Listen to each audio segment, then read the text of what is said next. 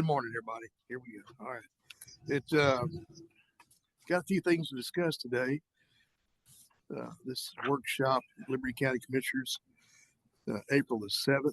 It's about 9:07, and we're here at the Hartel building. The reason for this workshop was to discuss the floodplain development issues, acceptance of necessary documentation of required submittals for federal, state, and local government codes. The whole thing is this. We started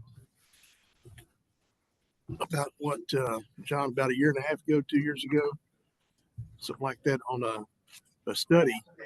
Yeah, right. Anyway, Let's introduce some of these folks. yeah, let's do that. All the folks from LJ, if y'all would stand up, please, and let everybody know who you are. I'm Manuel Mendoza of LJ. Pretty much in charge of the subdivision reviews. I think I've dealt with a lot of you. John Grounds, LJA, recently retired. Prior to that, I was a vice president and director of water resources, and I've been involved with floodplain management for 40 years.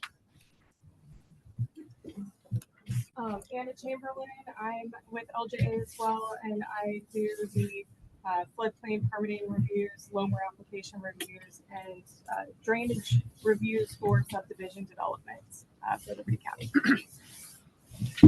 William Conklin, senior project manager at LJA. I'm in charge of the master drainage plan with the grant funded application that we recently been started on.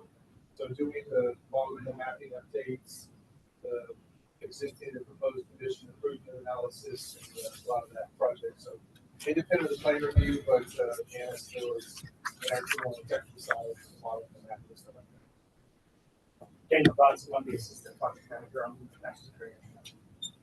All right. Well, thank y'all for being here. As we were talking about, probably, Lewis, I figured it was about 9 years ago. You and I had discussions about, drainage study, drainage plans for the entire county, and why haven't they ever been done? And it all came down to the Mattress Mac syndrome. Where's the money? And so we received some funding after Harvey came through. There was the potential for receiving the money if we had the grant application in correctly. And it was for flood mitigation, which $21.3 million for flood mitigation is not that much money, especially when Lewis Bourbon and I discussed years ago, Batiste Creek over in the Dayzetta area, which was about $120 million for mitigation.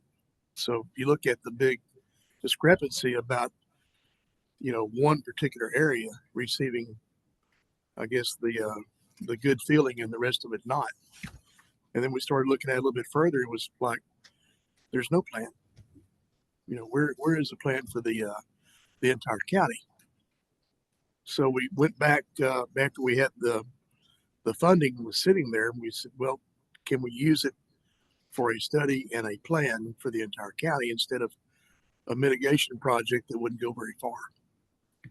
And so after arguments in Austin and in Houston, and a lot of folks getting together and working as best we could, we requested a variance, and we received a variance for the use of the funding for a study and a plan.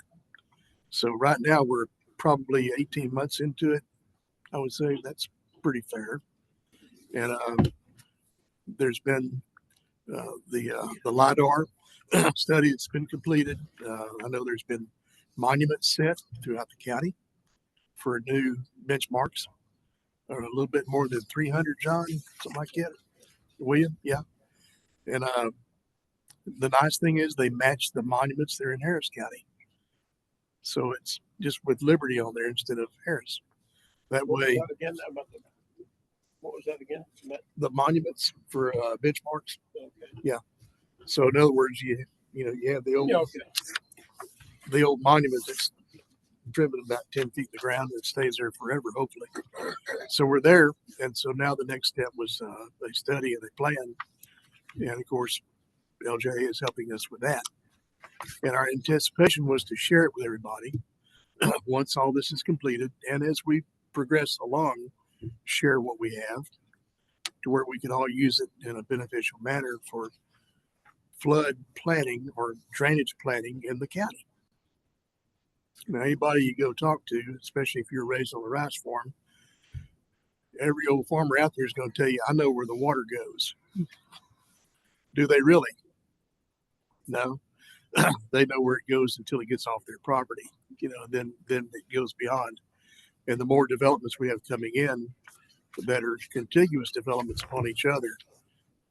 But our goal has always been to have a zero impact with what we do with the water.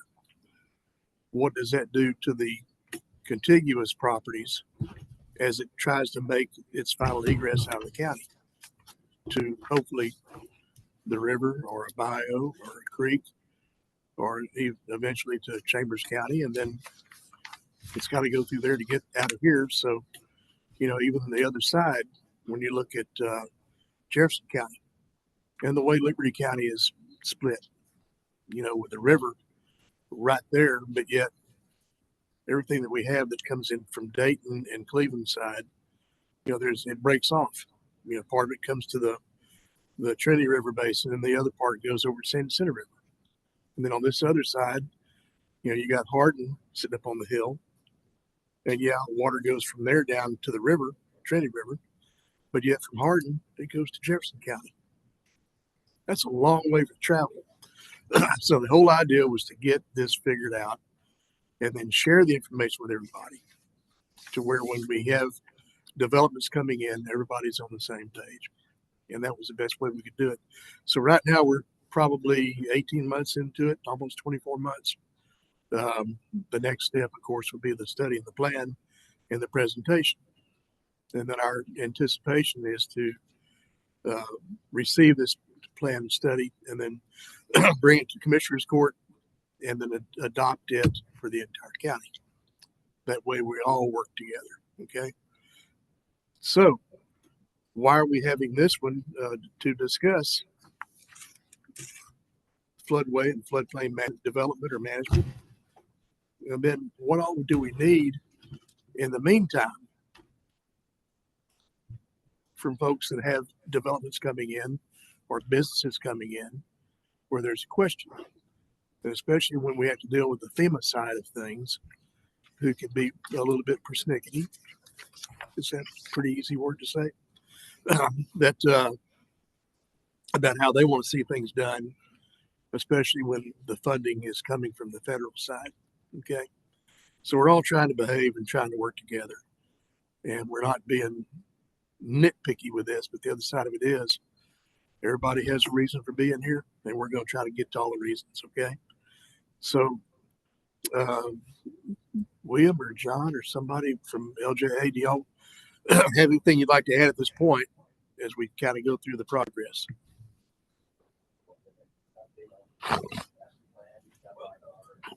So Judge stole all the thunder about the master plan update. Okay. Didn't So- mean to do that, William. No, you did a good job. You did it last time too, so I'm getting used to it. Okay. You said the Um, master plan update. The The master plan, not an update. An update or a status update to the drainage master plan. So I'm do like 30 seconds on that real quick, but Judge effectively covered it. We adopted this in 2020. That's the flood damage ordinance. Is That's that what you're looking at? That's different from what we were discussing earlier. End of frame.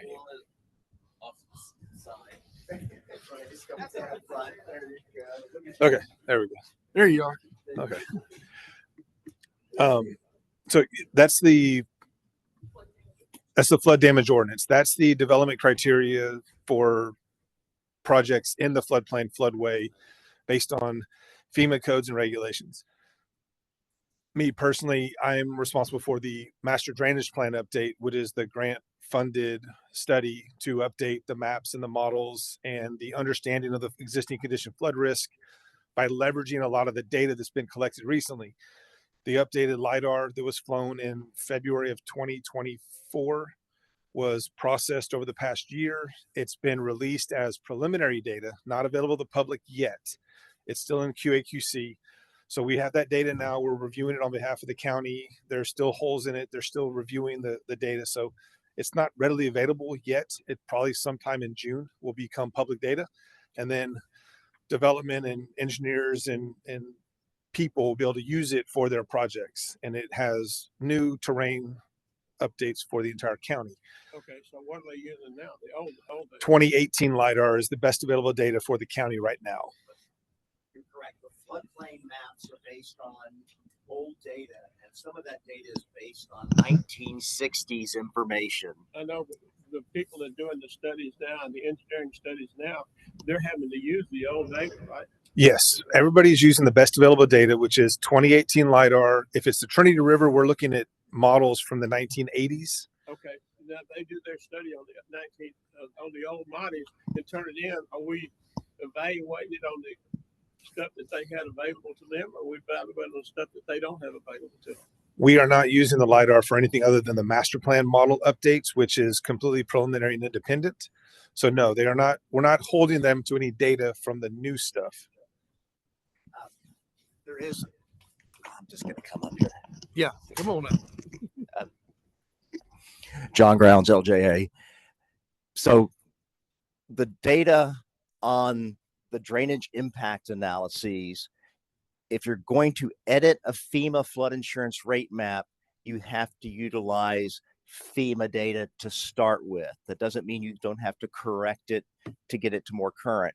The master drainage plan is separate. So we're trying to take with the master drainage plan and update the FEMA data and have new flood insurance rate maps, I don't know, 5-8 years from now. So the purpose of getting current conditions using newer data becomes necessary in doing a drainage impact analysis. And a drainage impact analysis, if you're not going to change the flood insurance study, can use current information, and you should be using best available information in doing a drainage impact analysis. You said the information wasn't available yet. Well, There's so Independent topics right now.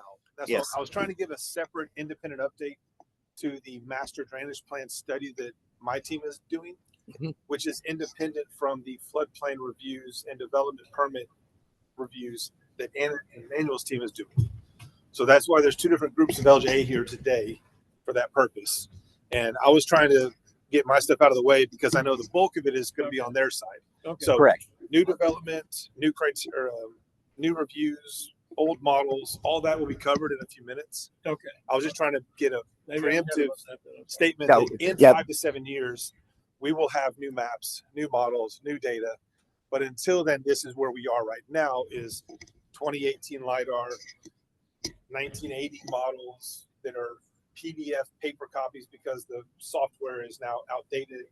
There's an effort that an engineer would make to take the old data, recreate a model as best available, and run with that model with whatever new terrain they have, make modifications to that to represent their project, and then see if it impacts the system. That's the current process with the current best available data. Hopefully in 5 to 7 years, we'll have the best technology, we'll have the best modeling software, we'll have the best terrain data, we'll have the best modification benchmark system, and all of that will be better in 5 to 7 years. But that's the process that my team's working on to make this a whole lot easier. But right now we are stuck in this mid-limbo range of mixing 80s models on paper, PDF versions of the numbers with 2018 LiDAR, which is already, 8 years old? Yeah. Stuff changes a lot. So there's this nuance of mixing old models, relatively old LiDAR, new survey data, and then seeing what your project's going to do to the system. So there's a balance.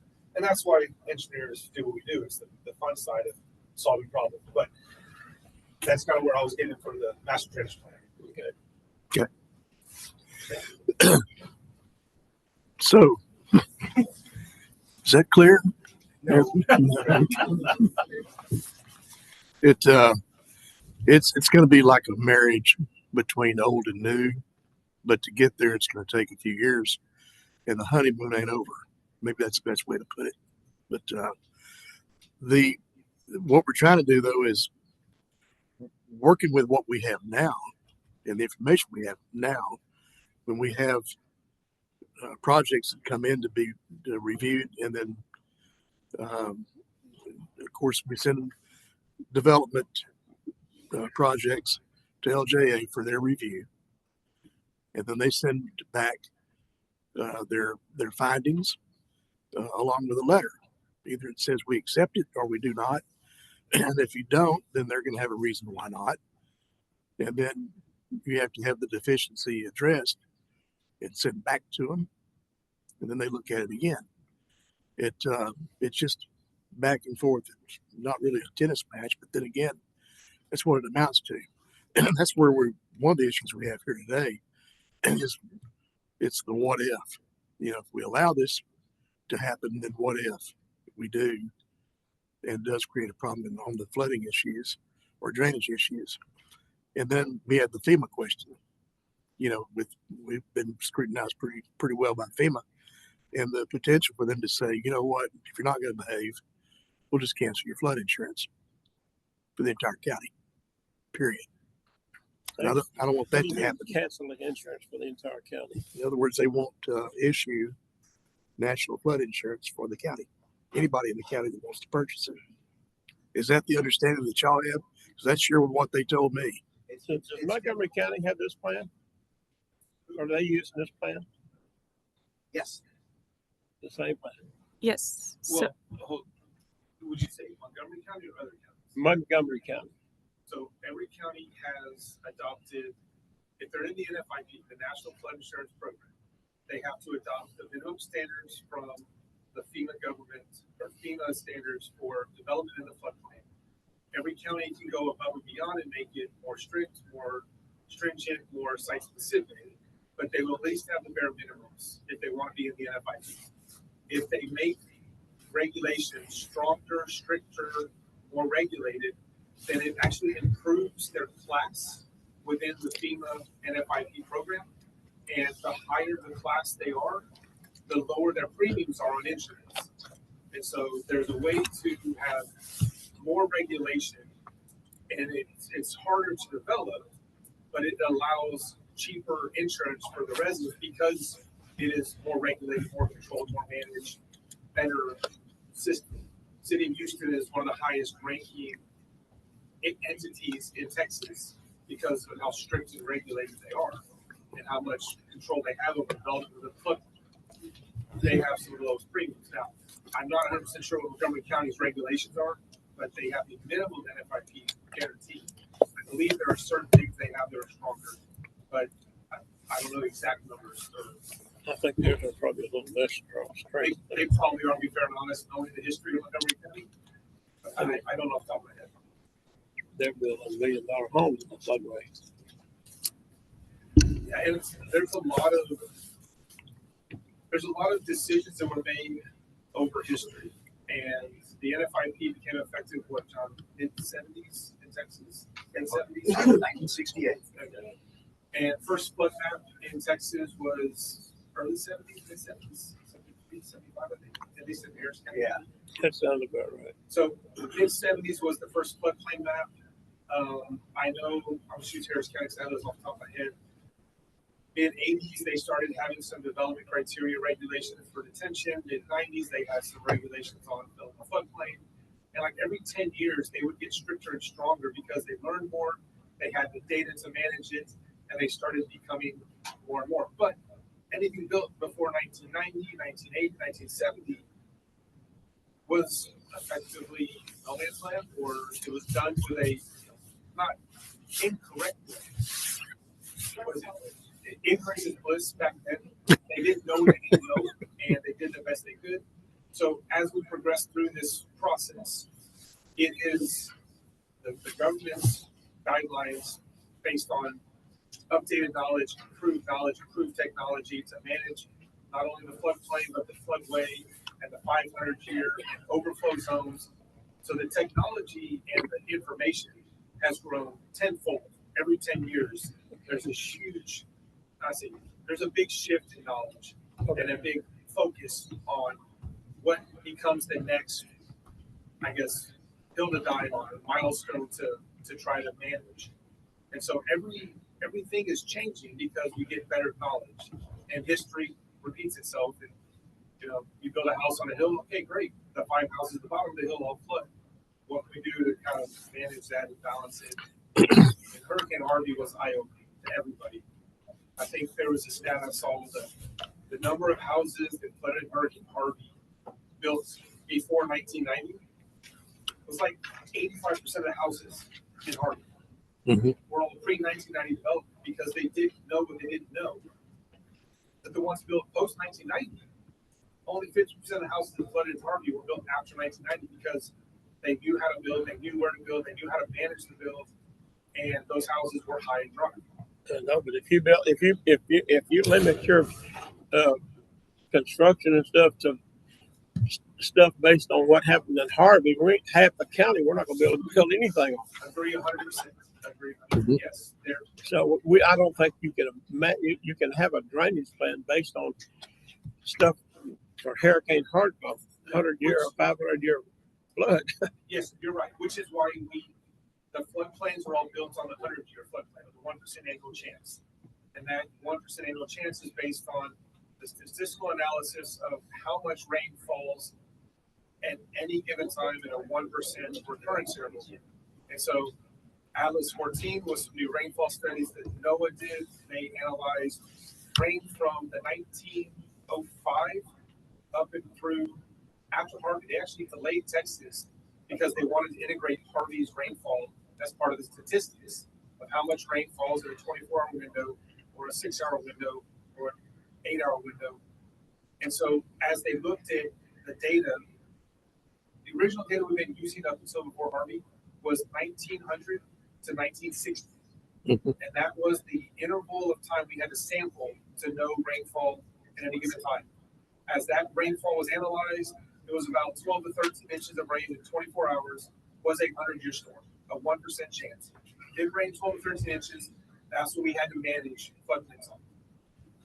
From 1960 to 2018, 17, when Harvey hit, that new rainfall, that existing rainfall, the data from that time was now integrated into that statistical analysis.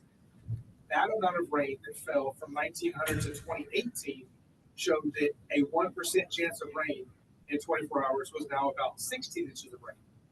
So it went from 12-ish to 16, 18 inches of rain.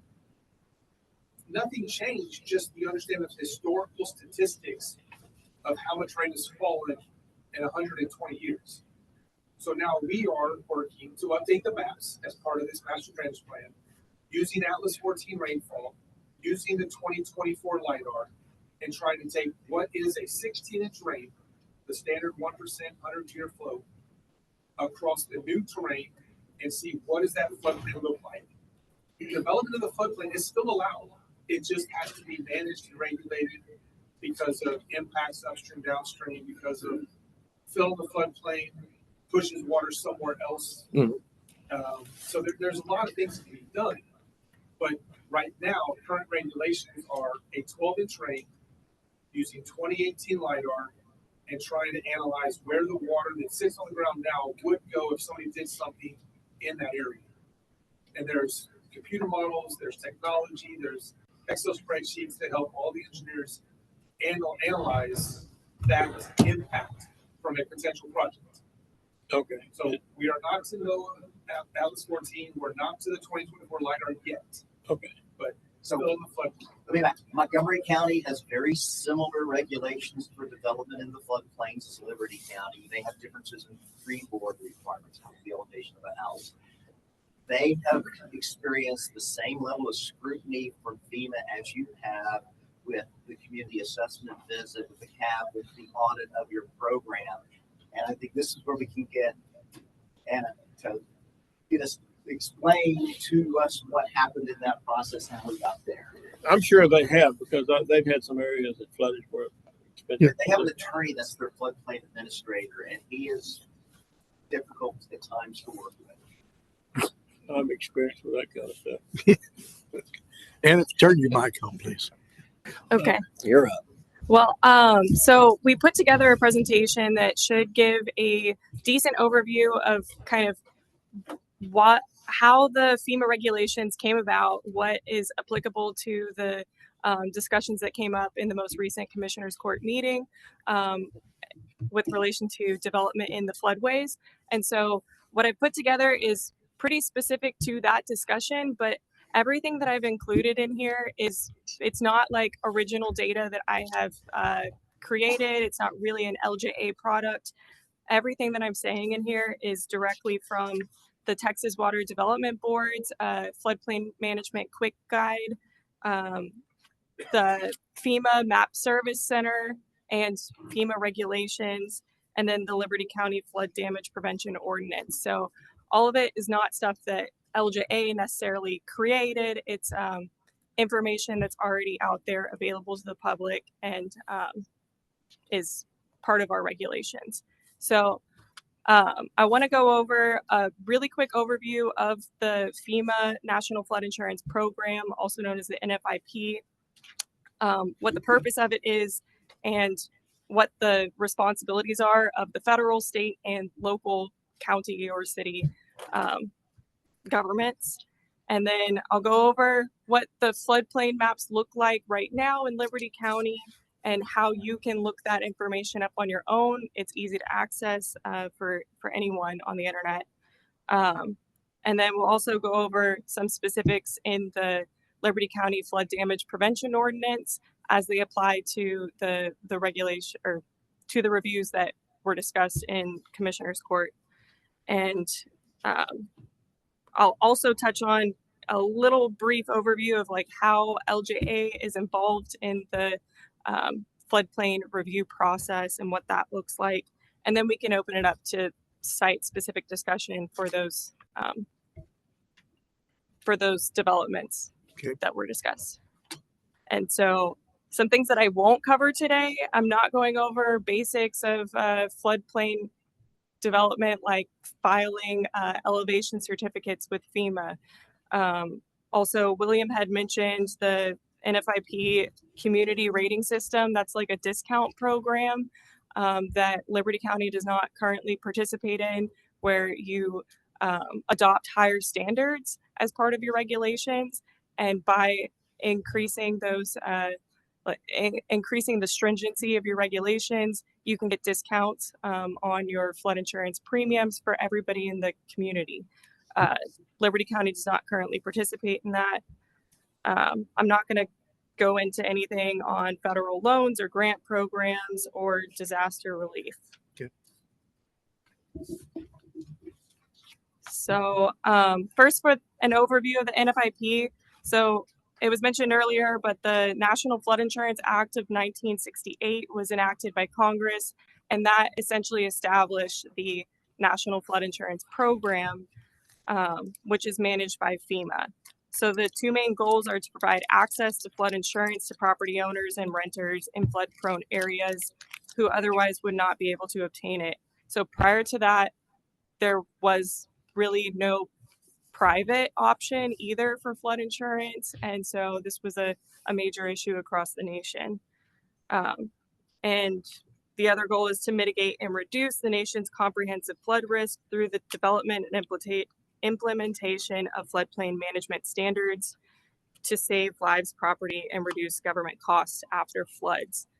And as part of that, they created flood insurance rate maps that showed the flood risk zones across the entire area. I'm not going to go over this next slide too much, but common acronyms. If you hear me say an acronym, it's probably on this sheet if you want to refer back to it, or just feel free to stop me and ask. So the federal, state, and local governments all play a role in the organization of managing floodplains. And so FEMA is the federal representative for that, and they provide technical support and insurance coverage for participating communities.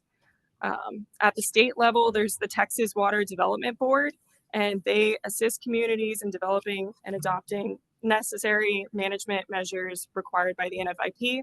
So when Liberty County first got its original flood damage prevention ordinance, I assumed that there was, I assumed that there was some support from the state in facilitating that process. And then really the local responsibility, the county's responsibility is to agree to regulate the floodplains as established by FEMA's flood insurance maps. And you have to adopt and follow certain minimum standards that are found in 44 CFR 60, which is the Code of Federal Regulations related to floodplain management. And so it's a really long list of codes, but in general, everything that's like listed in Liberty County's flood damage prevention ordinance, for the most part, it's word for word direct information from that federal code. There's very little in here that deviates at all from the federal minimum requirements. And it's already been mentioned, FEMA goes out and they do these community assistance visits that are meant to, it's a nice way of saying audit a community's floodplain standard. So they look at what is actually written in your codes to make sure that it does comply with the minimum standards, that you didn't leave something out, but also they go through and they actually look at your history of how you have reviewed and regulated development in your community. So they'll ask you to pull permits, examples of old permits that were either denied or approved, and you have to show that all the checks and all the I's were dotted and T's were crossed in that process. And so when a community fails to document that they have abided by FEMA's minimum standards, then there are some pretty bad consequences for that. You can have penalties applied to flood insurance premiums throughout your community. If it continues, FEMA can, they don't necessarily cancel policies, but they will not allow you to get new coverage or renew your coverage whenever it comes up to its expiration date. So within a year, everybody in unincorporated Liberty County could have no flood insurance if FEMA were to audit you and say that you're not compliant. Have they ever done that? Not to my knowledge, no. Sir? Tiki Island in Galveston County got in trouble. They were not removed from the National Flood Insurance Program. They were threatened with being suspended. But what FEMA will do is they'll send out a $25 surcharge. They won't send a check or a request to you to pay. It's sent to all the individual policy holders so that everybody gets a bill for $25 from FEMA, which of course then they go to their county regulators. I'm going to interrupt you. Go ahead. Yeah, you're good. You're good. And as you know, a lot of mortgages depend on having flood insurance coverage. And so if that coverage is no longer available to those people, they may lose their mortgage, lose their home.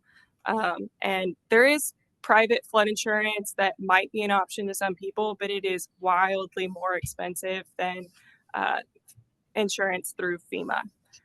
And the other consequence is if you're not participating in the NFIP, your community might not be eligible for future federal grants or loans for any work that's being done in the floodplain. And also you might not be able to access federal disaster assistance for damages that occur in the floodplain if you're not showing that you have a history of properly regulating it.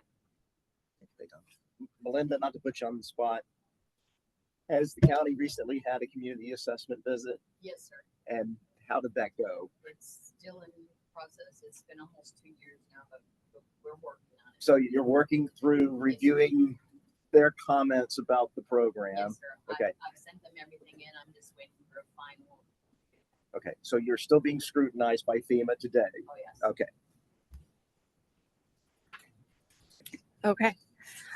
So very quick overview of the types of flood risk. So Liberty County, obviously it's inland. So the majority of the floodplains in Liberty County are riverine floodplains from the Trinity River, and then also the tributaries that flow off into Harris County and over to the east as well. There is some coastal floodplain influence in the lower stretches of the Trinity River, which you really won't notice when you look at the floodplain maps, but there is some influence in the lowest part of Liberty County, where if there's a storm surge event, they are accounting for the combined flood risk of both riverine flooding and coastal storm surge that does back all the way up and cause some effect in the lower parts of Liberty County in the Trinity River. But for the most part, everything on your maps is riverine flood risk, and it doesn't account for like urban drainage. So deficiencies in storm sewer in the developed areas, that is not part of what is shown on a FEMA floodplain map. It's all riverine risk.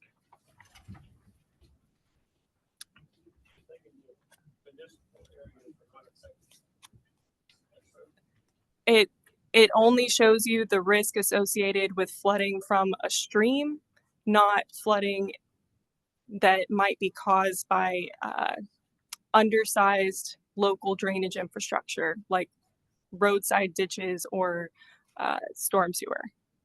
Does that make sense?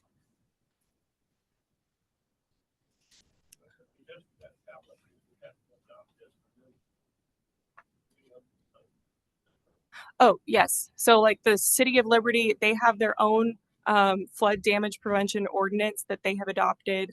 I think it's quite similar to Liberty County's, but yes, each jurisdiction has their own set of regulations that they're required to follow to participate.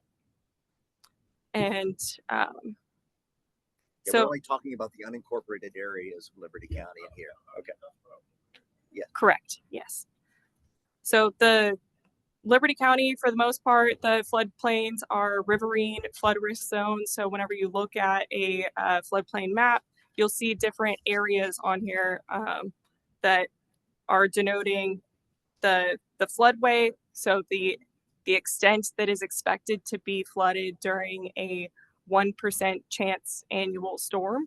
And then also inside of that, there's the floodway, which the floodway is like the high conveyance area with higher velocities. That's where the majority of the actual flow is being conveyed downstream. In the overbanks, you do still have floodplains, but for the most part, they're acting more as like storage. Water is flowing more slowly through that area, and so the floodplains are a little less sensitive to disruption, but the floodway is highly sensitive to changes in topography, changes in like placing an obstruction, something like that has a high potential to create an impact either upstream or downstream to adjacent properties. I guess on the next slide here, I have a little picture of FEMA effective floodplain maps. So I just went online. If you go to msc.fema.gov, you can search for any location in the country. And if they have a digitized floodplain map, you can look that up and it'll put a little dot exactly where you're searching. So you can put your home address in there and you can create a little digital floodplain map. This location that I have shown here is, I think this is actually technically in City of Liberty, not in Liberty County, but it's just south of the building that we're in right now. And so on there, you see there's 3 different colors of shading on here. There's this, right along the stream, there's this hatched area that's red and blue. That's the floodway, so that's that high conveyance zone. And then the blue shaded area is the 100-year floodplain. And then the orange is the 500-year floodplain. So every riverine zone or every riverine floodplain that has a detailed study has all three of these different zones. Some areas don't have a detailed study associated with it, but FEMA has still mapped them as a 1% flood risk area. They'll have different coloring on the map if you look at them. This is some really good information. Oh. Yeah. Real quick, to add to what you've been talking about, the flood zones and the type of flooding that is on the maps is one of the things that's kind of hard to manage. If it has the three shades here with the floodway, the 100 year and the 500 year, that is a zone AE. The 100 year is a zone AE, which is a zone A with an elevation. A is 100 year, E is elevation. If there is a floodplain that is delineated on a map that just says zone A, there's no study delineating that. There's no technical model that defines that. That is just historical knowledge and experience that says this is about where the floodplain is, and this area needs to be managed, but we don't know how to manage it. We don't know what the risk is because we don't have a model on it. Zone A is one of the hardest places to manage because there's no model. If it has the floodway, the 100 year and the 500 year, it has a formal model, which means you can go in and modify the model to update existing conditions, to update proposed conditions, and see the results, the impact, the rise in water surface, the extra width of the floodplain getting wider because of something. So there's two types of flooding on the maps. Zone AE with a study and zone A where it's just delineated on map, and the engineer of the design has to use their best judgment, their understanding to either create a model that kind of replicates it or find a way to document no impact. So that's a little nuance of zone AE and zone A. One more point. It shows the 100 year, the base flood elevation on this map to 5 decimal places. That's an error. The National Flood Insurance Program and the review of development is going to look at the 100th of a foot. So we're looking at, and FEMA requires us to review things to 100th of a foot. So if you increase the water surface elevation by 0.01 feet, that much, Mhm. then it's an impact. Yeah. Okay. Correct. Not our So choice. how do you determine if you're gonna do that? There's a whole process of creating, or you take either the existing FEMA models and you can modify them to account for your development and see what impact might exist. Maybe there's no impact, but maybe there's some increase in water surface elevations, and so you might have to do some mitigation on your site.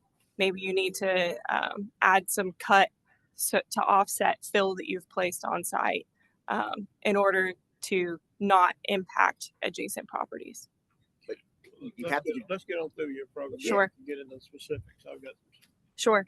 And I guess one thing that I did have on the previous slide is a little table that actually kind of relates the flood risk in each flood zone to the risk over a 30-year mortgage, because I feel like normally we look at this and we say, oh, the 100-year floodplain, that's a 1% annual chance of flooding. What does that really mean to me? Well, over a 30-year mortgage, if your house is within the 100-year floodplain, you have over a 26% chance of your home flooding over the life of your mortgage. And so if you're deep in the 100-year floodplain, obviously your risk is even higher than that. Okay. And this is just a further zoomed out map showing where we are right here in this building in relation to the floodplain. So you can go online and you can search any location and see where it lies in the flood zones. So this slide here shows this is actually something that William had created as part of his master drainage plan study, because this will go into the report that's getting documented for that program. But it shows all the floodplains across Liberty County. The coloring on here is a little different than the prior map, so I apologize for that. But for the most part, the majority of Liberty County does drain to the Trinity, but like the judge was saying earlier, there are some streams that go off into Harris County. There's Luce Bayou and Tarkington Bayou, and there's also some streams that go off to the east as well. So we had more streams that went into Harris County. correct. And on here, I had William's team do a really quick exercise of just how many parcels are in Liberty County. Yes, some of these overlap with properties that are actually in municipalities, not in the unincorporated area. But overall, there's about 150,000 parcels in Liberty County, and 38,000 of those are in the 100-year floodplain, and 45,000 touch or are within the 500-year floodplain. It's on there. 100. Slide 11. Yeah, slide 11. It's the one right, the next page. Yeah. You see that there? Yeah. Okay.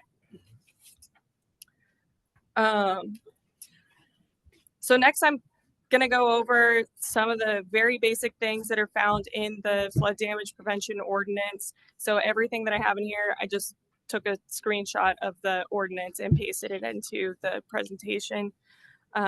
So in the flood damage prevention ordinance, it talks about what the purpose is of regulating this area. All this language is exactly from FEMA's template, basically, from the Federal Code of Regulations.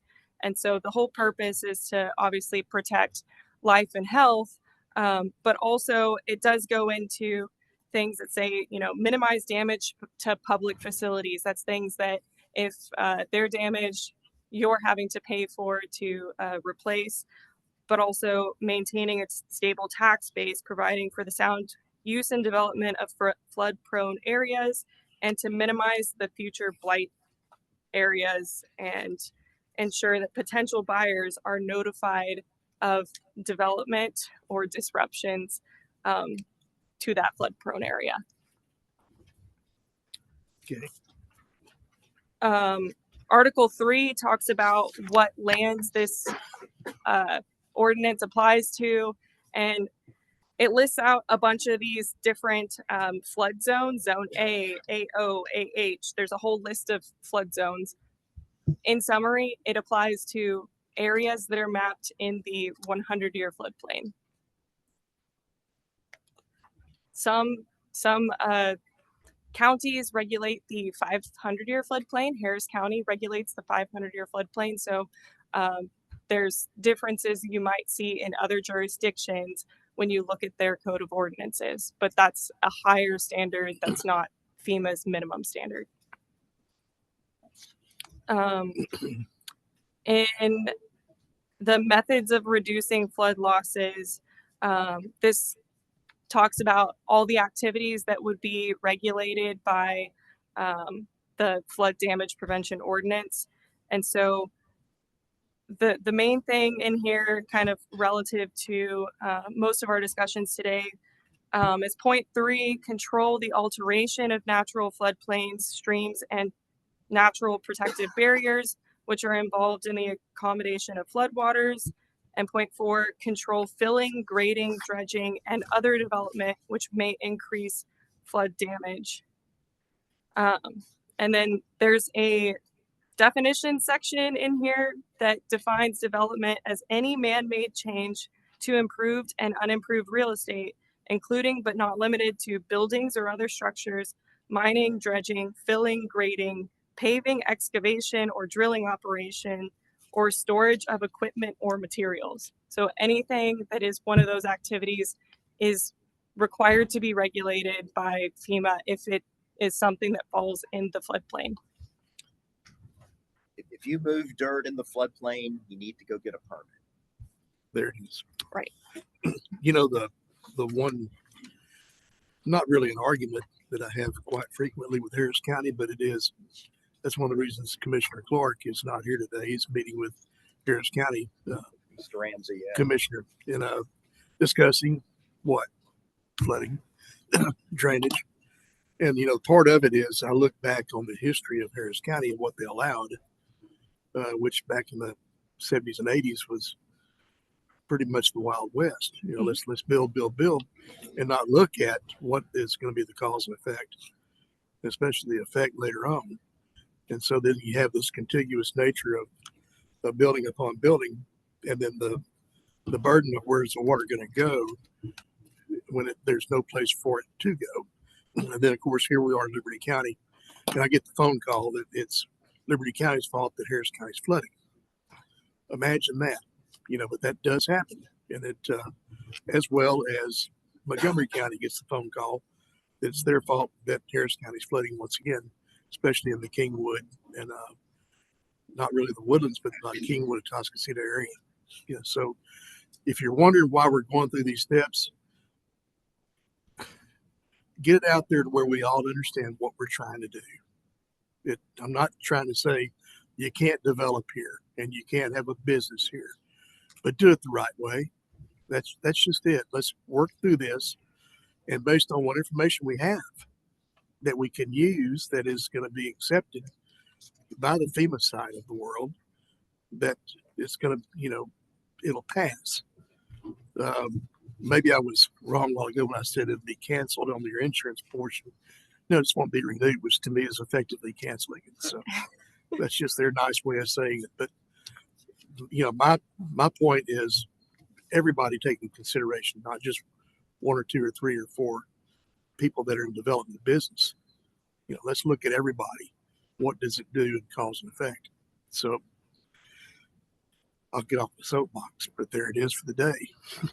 You're talking about, you said, to certain that you got to get a permit. Getting a permit is not the question. All the variables that you've got to do for these studies to get the permit. You've got a professional engineering company that does the study, says we meet all the deals, we send it to you, and you say, no, we don't. To me, once a professional engineer does the study, puts his stamp on it, and saying it meets the regulations, we should be, this back and forth for 6-8 months on a sand pit in a dam where we got 30 of them in the county that ain't never caused a problem before. Well, so the next slide that I have in here has the section that talks about what the duties and responsibilities are for the county's floodplain administrator. Mhm. And in that, FEMA specifically requires you to say that you are going to review the applications and the contents thereof to verify that what has been submitted to you has actually been done according to FEMA standards. So that's a requirement. And if you aren't reviewing it and you're just taking the engineer's word for it and there is an error, that's something that can cause a major issue when FEMA comes and does their community assistance visits, their audits. That's Okay, what if you got two engineering companies that says I'm right, you say no, you're not. Who do we go? so it's not. I'm not looking at things to see if they are right according to me or wrong according to me. I'm comparing it to the requirements of FEMA.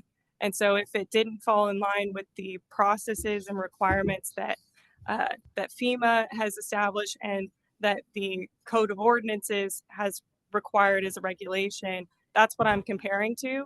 And so you've got a lot of variables in there. Correct. And so, one person may use one thing. Correct. And so when we get into the discussion about like the specific sites that came up, a lot of my review comments that were provided were not me saying that you did something wrong. It was me saying, I don't have the information in here to understand the decision that you made. And so I need you to provide better documentation of those assumptions or of how you arrived at this conclusion. Does that make sense? It makes sense. The You know, the portion where you have an engineer of record. Okay. And that's the fellow that puts a stamp on there and sends a plat in or sends a project in and says it all fits. Everything's perfect. And of course, we send it to y'all at LJA to review what they send in. Correct. Okay. If you find a deficiency in what they sent in, you tell them, hey, let's look at this again. You're not telling them, you know, you need to go back to school. You know, that's what I'm saying. But look at it again and let's come up with a reason why you came up with your answer, and we have our reason why we came up with our answer Correct. based on the FEMA side of things. Is that kind of it?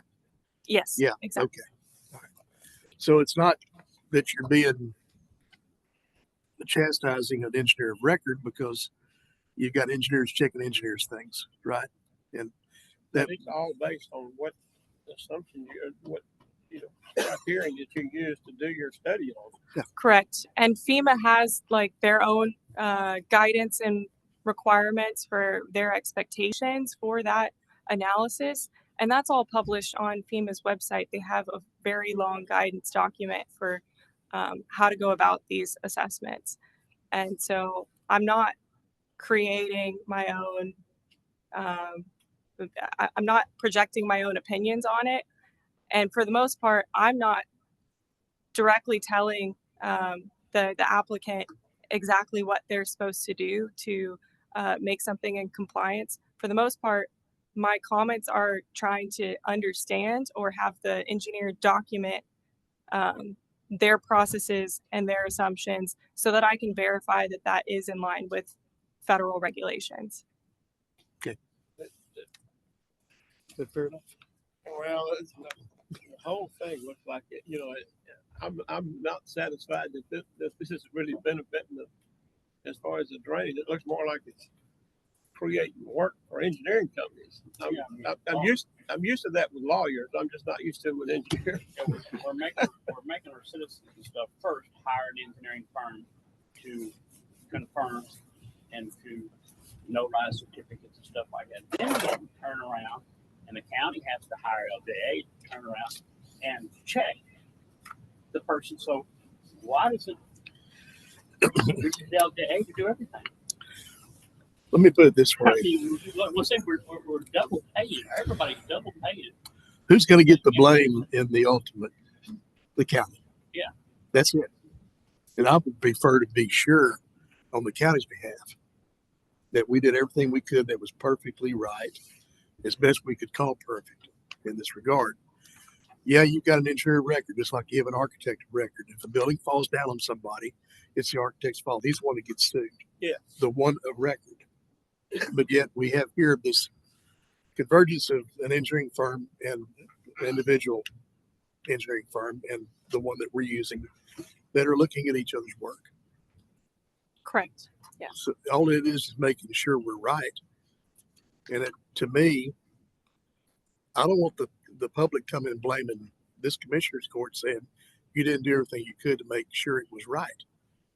That's what this is all about. Let's finish, guys. Let's finish Okay. our program so we get to some specifics. Okay. I'm keep interrupting. I'm sorry. Oh, that's okay. I do too. I don't mean to, you know. So the next section that I have in here is the section of the ordinance that's specific to floodways. So the sand and gravel quarries that have come up, they are predominantly located within floodways, the high conveyance zone.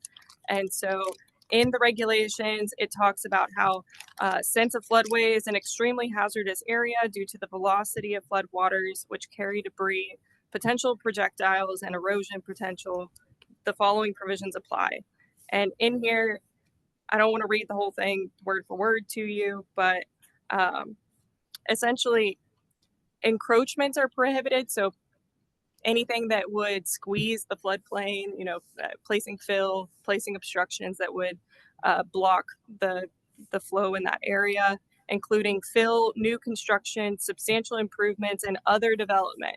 And other development, that word goes back to the definition on the previous page that includes things like dredging, grading, excavation. All those things are prohibited in the floodway unless you have demonstrated through a hydrologic and hydraulic analysis performed in accordance with standard engineering practice that the proposed encroachment would not result in any increase in flood levels within the community during the occurrence of the base flood discharge. So that goes back to what John was saying earlier.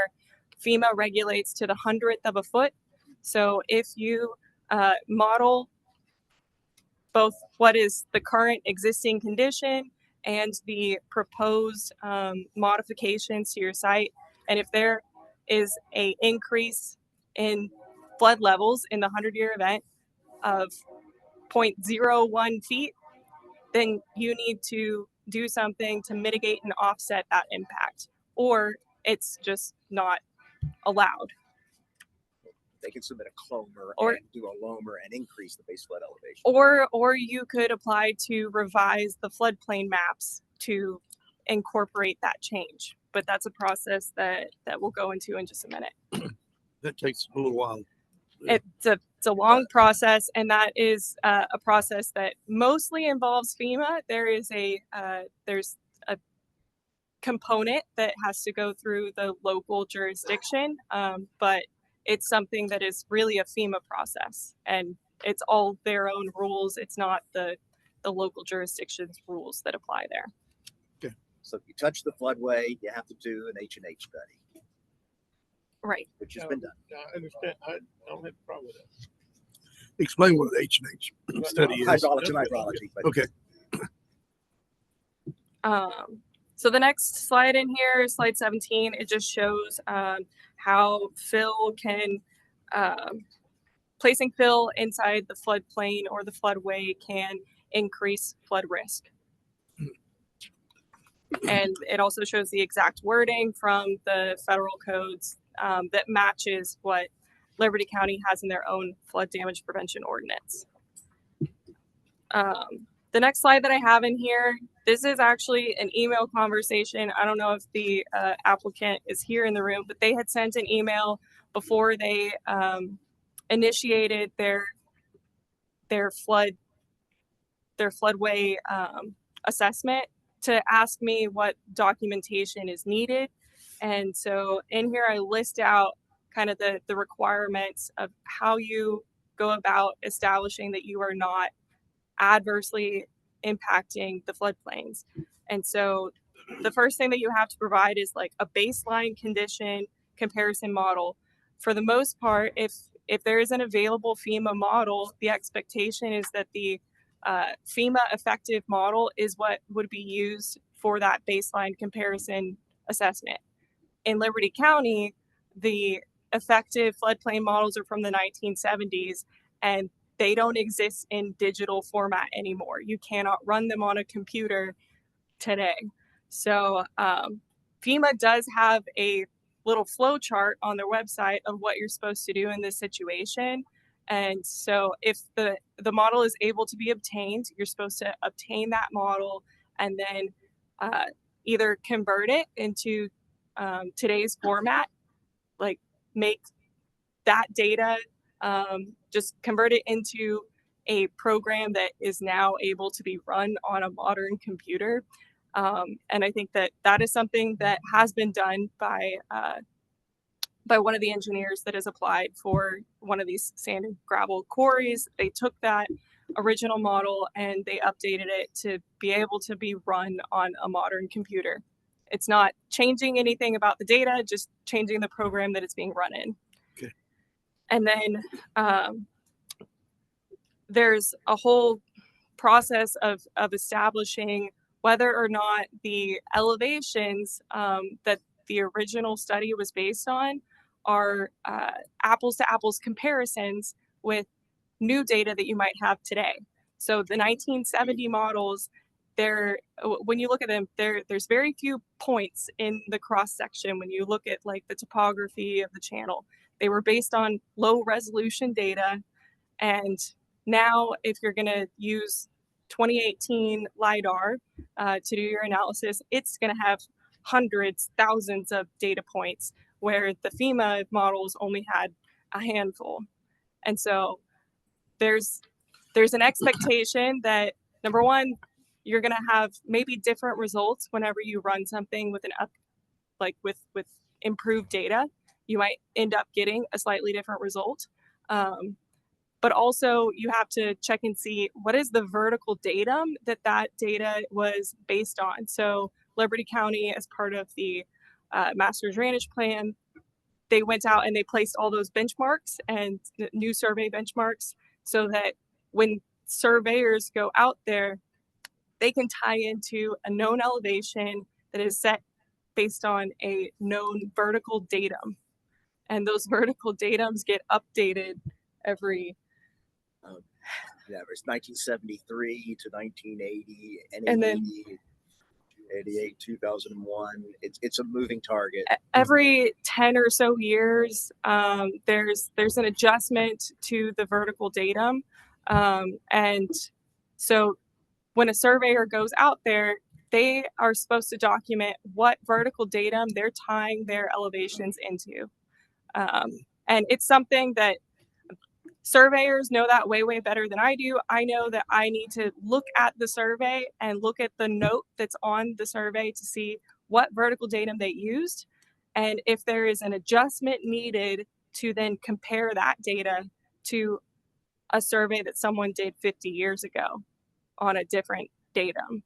So sometimes when someone tells you that something is elevation 100 feet, if they tell you that's elevation 100 feet and that was in 1980, now based on the vertical datum that we're using now, maybe 100 feet is not exactly the same place. Mhm. So in some of the comments that I've provided so far, I've just been asking for documentation of what the vertical datum used for the FEMA effective models and the data that they're using now, how those two things relate. And if there's an adjustment so that you can make it an apples to apples comparison instead of an apples to oranges comparison. William, I got a question for you. In some of the LiDAR information you received and the new benchmarks that have been noted, what is the difference that you've seen between what's existing and what is now being, or the existing that's being replaced? So benchmarks and datums of the stuff we've recently sent, I don't know the number off the top of my head. Like, we're literally wrapping up the workbook right now. Yeah. Every of the 300 something monuments, everyone will have a 1-page data sheet. Right. The data sheet will have a picture of where it is, a specific location, and its benchmark, elevation, and coordinate on the current datum, and then like 2 or 3 additional datums co-referencing. So the NAVD 8873 adjustment, or NAVD 8801 adjustment, the NGVD 2973 adjustment, and then our current, I think it's a GEOID 12B is what we're using now.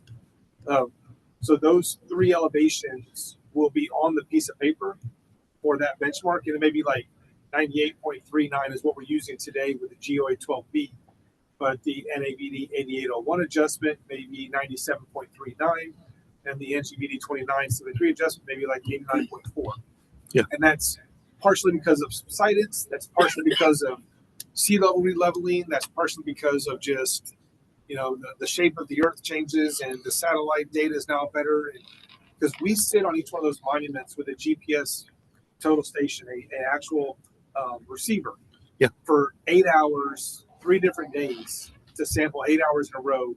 So 24 total hours of sampling with satellites in the sky bouncing off.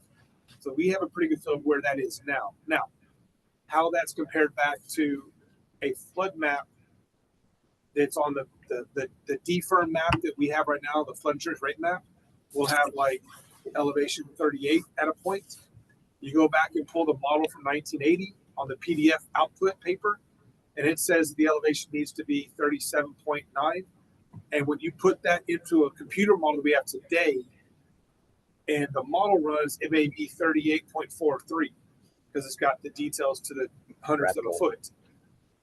Being able to know what the map shows, what the original paper model shows, and what your computer model shows, all going to be different.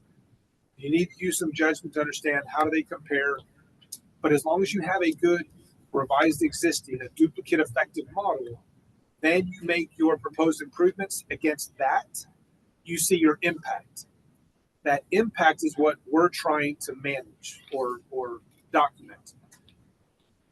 If you have that impact and then you want to take that new elevation and compare it back to what the flood map shows, that's what you use. The same delta is used against the flood map. Even though your model may be apples to oranges because the datums are different, the surfaces are different, the technology is different, you still have to have that updated model to where when you run a proposed improvement against your duplicate effective, that is your delta map.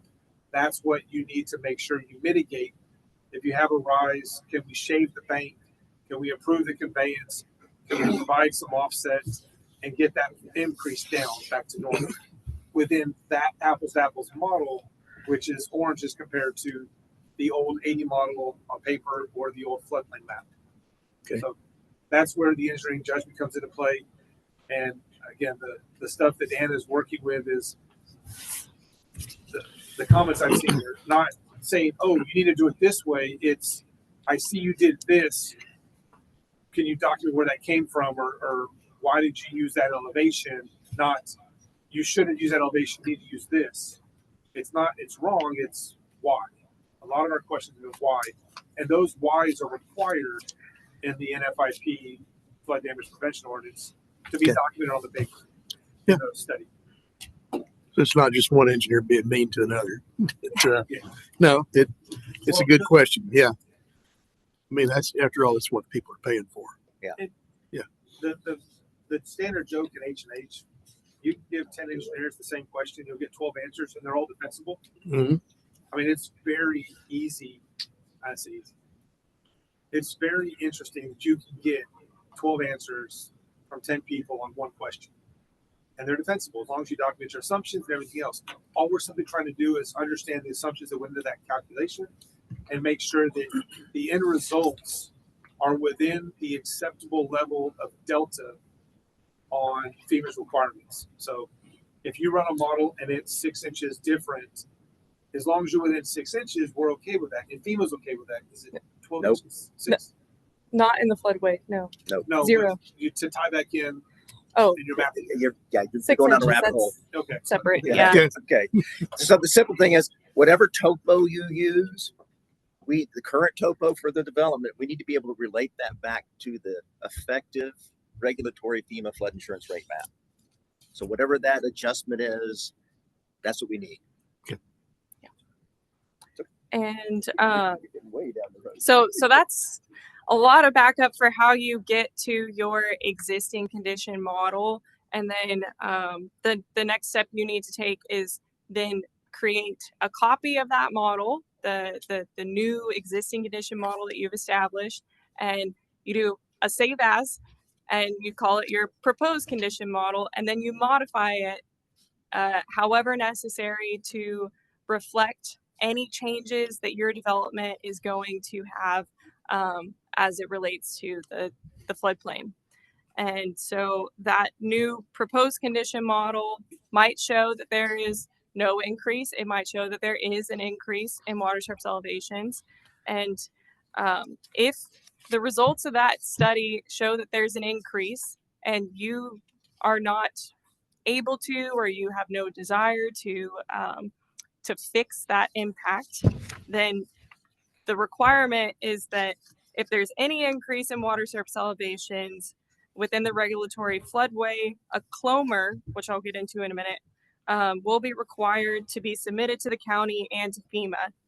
And that study and the accompanying, if the study shows that there is no increase in water surface elevations within the floodway, then a CLOMR is not required. You just have to show me documentation that you're not causing an impact. If you are causing an impact, then and you don't want to do anything to fix that impact, you have to submit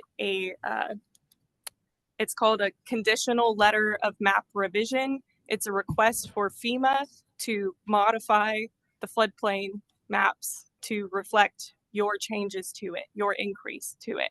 And the community, so Liberty County, has to sign a section of the forms on those requests to FEMA. And in that, they have to say, we have reviewed all of the contents of this submission and we have no problem with it. And then it goes up to FEMA. Okay. So that's kind of what happens there. And then in here, I told them where they can request the original models from FEMA, and they asked what level of detail is expected. It is a little bit of a gray area, but the when you read into FEMA's guidance, essentially it needs to be either created or adapted to be of sufficient detail to show the change that is proposed. So if your model is super low resolution and you can't see that, you know, maybe I'm building a berm here or I'm cutting a channel here, if you can't see that change, then it's not of good enough detail. So you need to create or modify the model, both the existing and the proposed, so you're comparing the same thing, to be of enough detail to notice the change associated with those improvements. And you have to look at it sufficiently upstream or downstream, or both really, of your site so that you can see if, because maybe there's not an impact exactly on your site. Maybe that impact is just to the property just north of you or south of you. So we're not saying study the entire Trinity River and update it. We're saying your site a little bit upstream, a little bit downstream, so we could tie it into the world. Correct. And other things that Liberty County might require, I just told them to refer to the flood damage prevention ordinance. It is the law of the land. The only other kind of additional things, Texas Parks and Wildlife, they regulate permits for gravel and sand pit operations in stream beds. And so I'm required to ask that question of whether or not you have consulted them for their opinion or their approval of your operation. They might say that that is not, that this site doesn't fall within their jurisdiction. So that's just a requirement that I have to ask. Okay. Sometimes they don't even reply, so as long as you show that you made the submittal, then that's kind of good enough, because we can't force them to reply. Sometimes it'll fall on deaf ears. Right. No news is good news in the permitting side.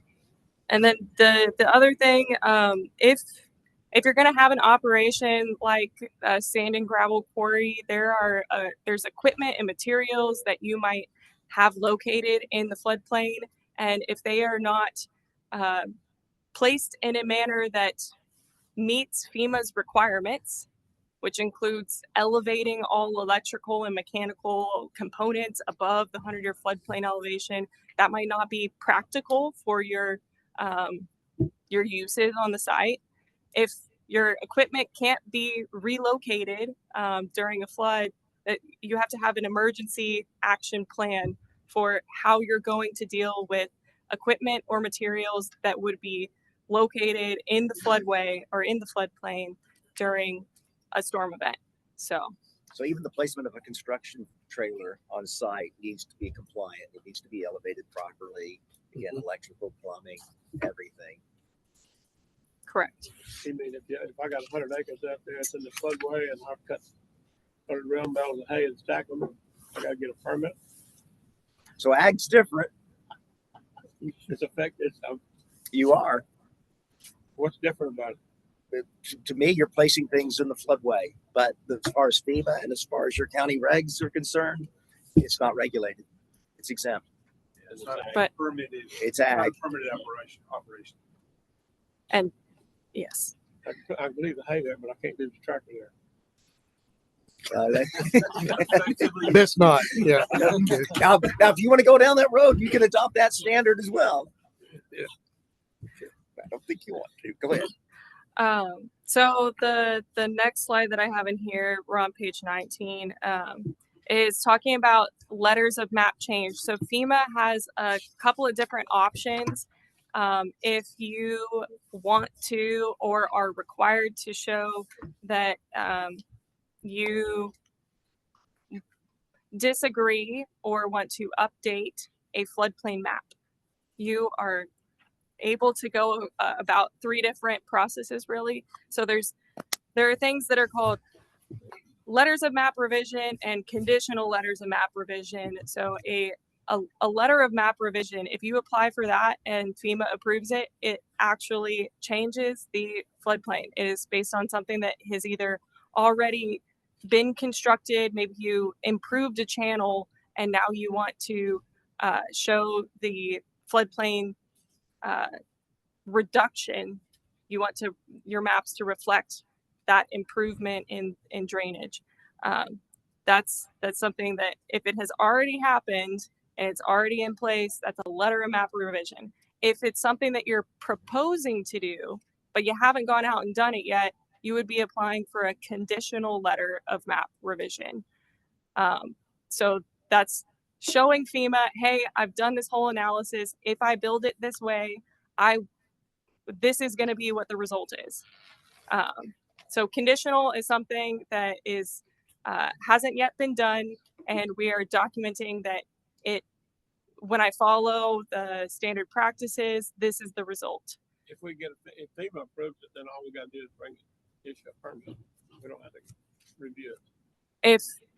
So you have to review it in order for it to go to FEMA. There is, right, yeah, so I do. Okay, in other words, if we submit it to you and you say, no, we don't like this or that, no, but we've submitted to FEMA and they say it's okay, it's okay. So go ahead. I mean, we're getting one page ahead. Okay, I'm Sorry. Hang on. Well, I guess so backing up a little bit, there's 3 different ways that you can apply to change a floodplain map or to change how your site is treated in the floodplain. So the most simple thing to apply for is something called a letter of map amendment. So a letter of map amendment is something that you would apply for if you're not changing anything at all. You're saying my site is actually higher than the floodplain, but it's been mapped in the floodplain because maybe I'm up on a hill and the floodplain maps just aren't of enough detail to map me out of the floodplain. So you can apply for a letter of map amendment that would say that you're telling FEMA, hey, I'm not actually located in the floodplain. Please allow me to not follow these regulations because my site is already above it. So that's one option. And you're not physically changing anything at all. Sometimes I think usually for a letter of map amendment, they don't change the map actually. They just treat you differently. They give you a letter. They give you a letter and they treat you differently. Yeah. Right. The other option for LOMR's letter of map revisions, there's a letter of map revision based on fill. So that's a specific, there's some specific requirements that you have to show if you're placing fill to map yourself out of the floodplain. So if you're coming in and you're building a development that is currently in the floodplain, you have to, if you don't want all of your new homes to be located in the floodplain and you want to build it up, you have to apply for a letter of map revision based on that fill. And then sometimes it depends on the scale of that change, but if it's a really small scale, they might not update the actual map. They might just give you this letter that says, we acknowledge this change on your site. Or sometimes they will, if it's a large change affecting a large area, they might actually snip out a piece of the floodplain map and replace it with that new information. I'm going to confuse you even more, but I'll give you an example. I'm outside of the floodway and I fill outside of that floodway and fill that zone AE. Your regs do not require me to do any type of H&H analysis. Okay, so you're in compliance. You fill the hell out of the floodplain fringe outside of the floodway. That gets submitted to FEMA as a LOMR or a CLOMR, or excuse me, a LOMR F. FEMA will review that and say, no, the extent of that fill is too great, and they'll kick it back and reject it. So somewhere in there, you could probably fill 1/4 acre lot with fill and do a Lomer F. But if a big box store comes in, and again, not in the floodway, just in that zone AE, and they fill 200 acres, they're going to have to do a map revision. They're going to have to do a hydraulic analysis. And that's all up to FEMA's determination. And you have to do a hydraulic analysis to show you have minimal effect or no effect on surrounding area. So if In the again, your floodway. regs say you can have a minimal effect. You can have an effect up to a 1 foot surcharge in the floodway. Now, the other problem is you're violating the state water code. You're flooding your neighbors. So you're going to have to compel them. Again, your regs say you can do it. Only in the floodway, only in the floodplain, not in the floodway. So in that hatched area in the map, What's the regulations on a floodway? You have to prove 0.00 feet impact. There ain't no way you can build something and not have some kind of effect. Well, so you have to go build something else To offset that. it. You have to mitigate it. You can. What are you gonna do? Build a detention pond? Yeah. You can build a detention pond. You can shade banks. Yeah, you can improve the channel to offset it. There are ways to do that. There's ways to do it, but the detention ponds here fill up when it rains. It'll be running over. Then you just the same spot. Yeah. Most sand pits are a detention pond. Huh? Most sand pits are basically a detention pond. I mean, You're digging a hole. but then it's typically already full of water. The minute that you dig it, it's already full of water. So Before you start, it's not full of water. Right. So that's Correct. that's what has to be proved. You're doing these things, and it Okay. seems obvious to us. They're just digging a hole. Yeah. It shouldn't have an impact. But we Right. got to prove it. Okay. So the like most involved version of a letter of map change is a regular Lomer letter of map revision that encompasses anything that might modify the floodplain based on more physical changes, like if you're doing a channel improvement project, if you're doing lots of different things on one site, maybe you're doing fill and you're doing channel improvements and you're doing all kinds of other changes to the topography, you would be applying for a letter of map revision. Or if you're just planning that, it's a conditional letter of map revision that you're submitting. If you have already done those things and now you're actually going to go change the map, because a conditional letter of map revision is just it's giving people an FYI. It's you haven't gone out there and done everything. You're just preparing for it. A letter of map revision is actually going to change the map. And on the next slide, there's a little screenshot here of a portion of the form that applicant has to submit to FEMA. There's a section that's called the there's a community acknowledgement form. And on that, there's a section that has to be completed by the community official responsible for floodplain management. Typically, that is the county's floodplain administrator. And so they are required to, it says, I hereby acknowledge that we have received and reviewed the letter of map revision or conditional letter of map revision request. And based on all these findings, it meets our criteria. So someone here has to sign that form, document that they have reviewed it, they feel like it meets their criteria, and then this all goes to FEMA. And then FEMA can say yes or no, we agree or disagree with it. Okay. So that's how that process works. So you can't short circuit the county in getting a letter of map revision or getting a clomer. It has to go through the county and be reviewed. Okay. And you have to Once concur. the county approves it, then it goes to FEMA. Correct. And then FEMA could still say no, or they could say yes. But it is still, no matter what, it's the community's responsibility to conduct those reviews and do that like prove that they are following their regulations.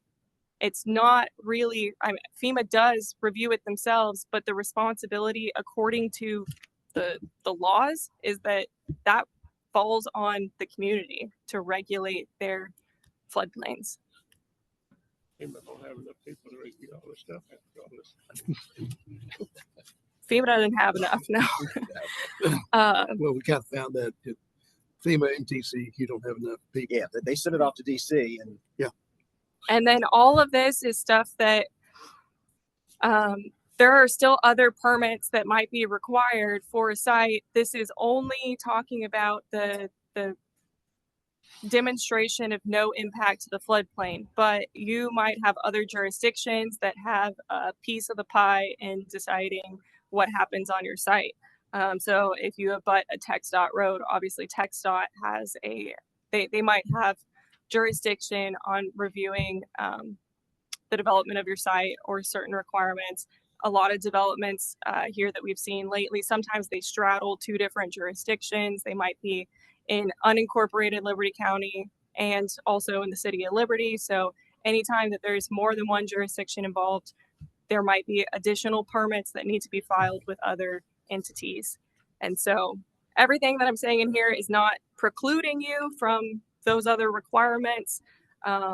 You still have to follow all the rest of Liberty County's development code that has nothing to do with floodplains, just the normal subdivision development code still applies, and any other jurisdiction that would have a say in your development, you also need to follow their requirements.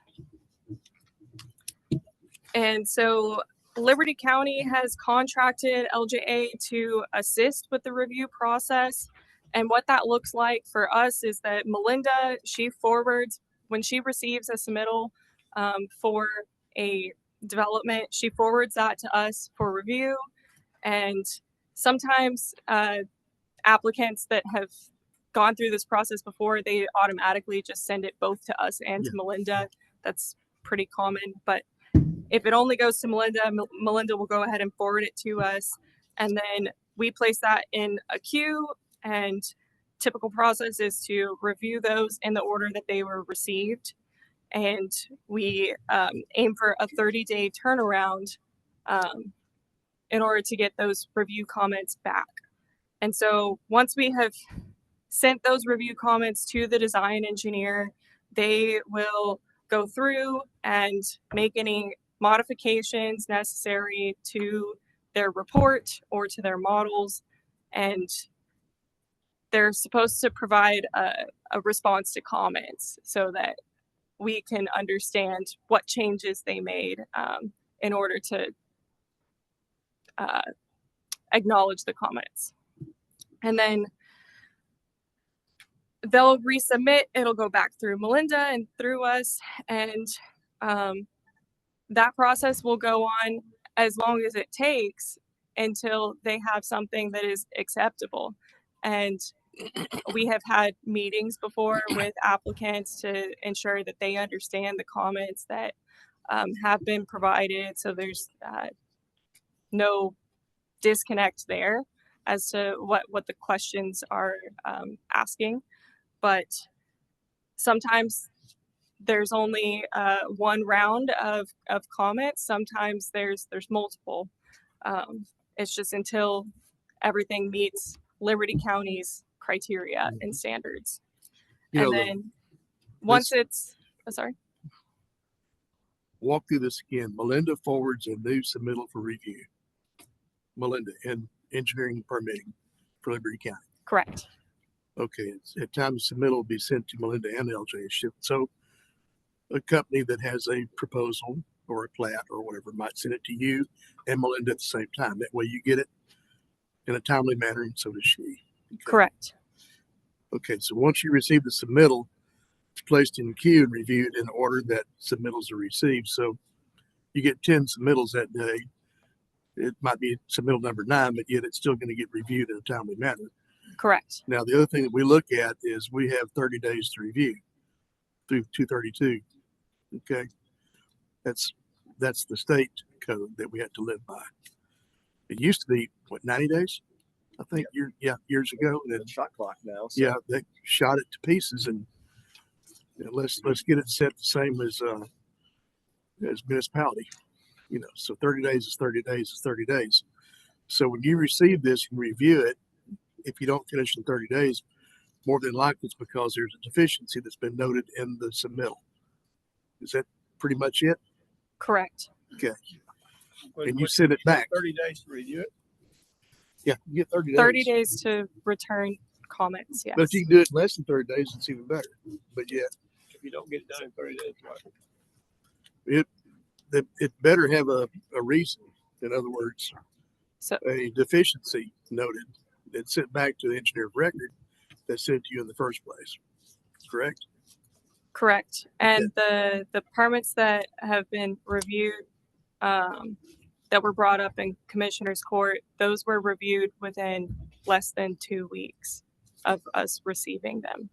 Okay. So all our reviews have been less than 30 days. Yeah. How many reviews do y'all do for us? Average, there could be between 5 to 10 either developments or loans currently in review. I think right now. I think right now no, I have ongoing. 9 in queue, Right in queue. but some of those are just subdivision development reviews that have nothing to do with the floodplain I don't know exact number, but 9 to 10 a year or 9 to 10? No, that's per month. Okay. 9 or 10 per month. Okay. So, design engineer reviews revises their project layout, design modeling, and our impact analysis report, respectively, based on review comments. So you send it back if there's a deficiency. Okay. Correct. Okay. Then steps 1 through 4 repeated in the same manner. So it's the stopwatch clicks again, right? Correct. So we're back to 30 days.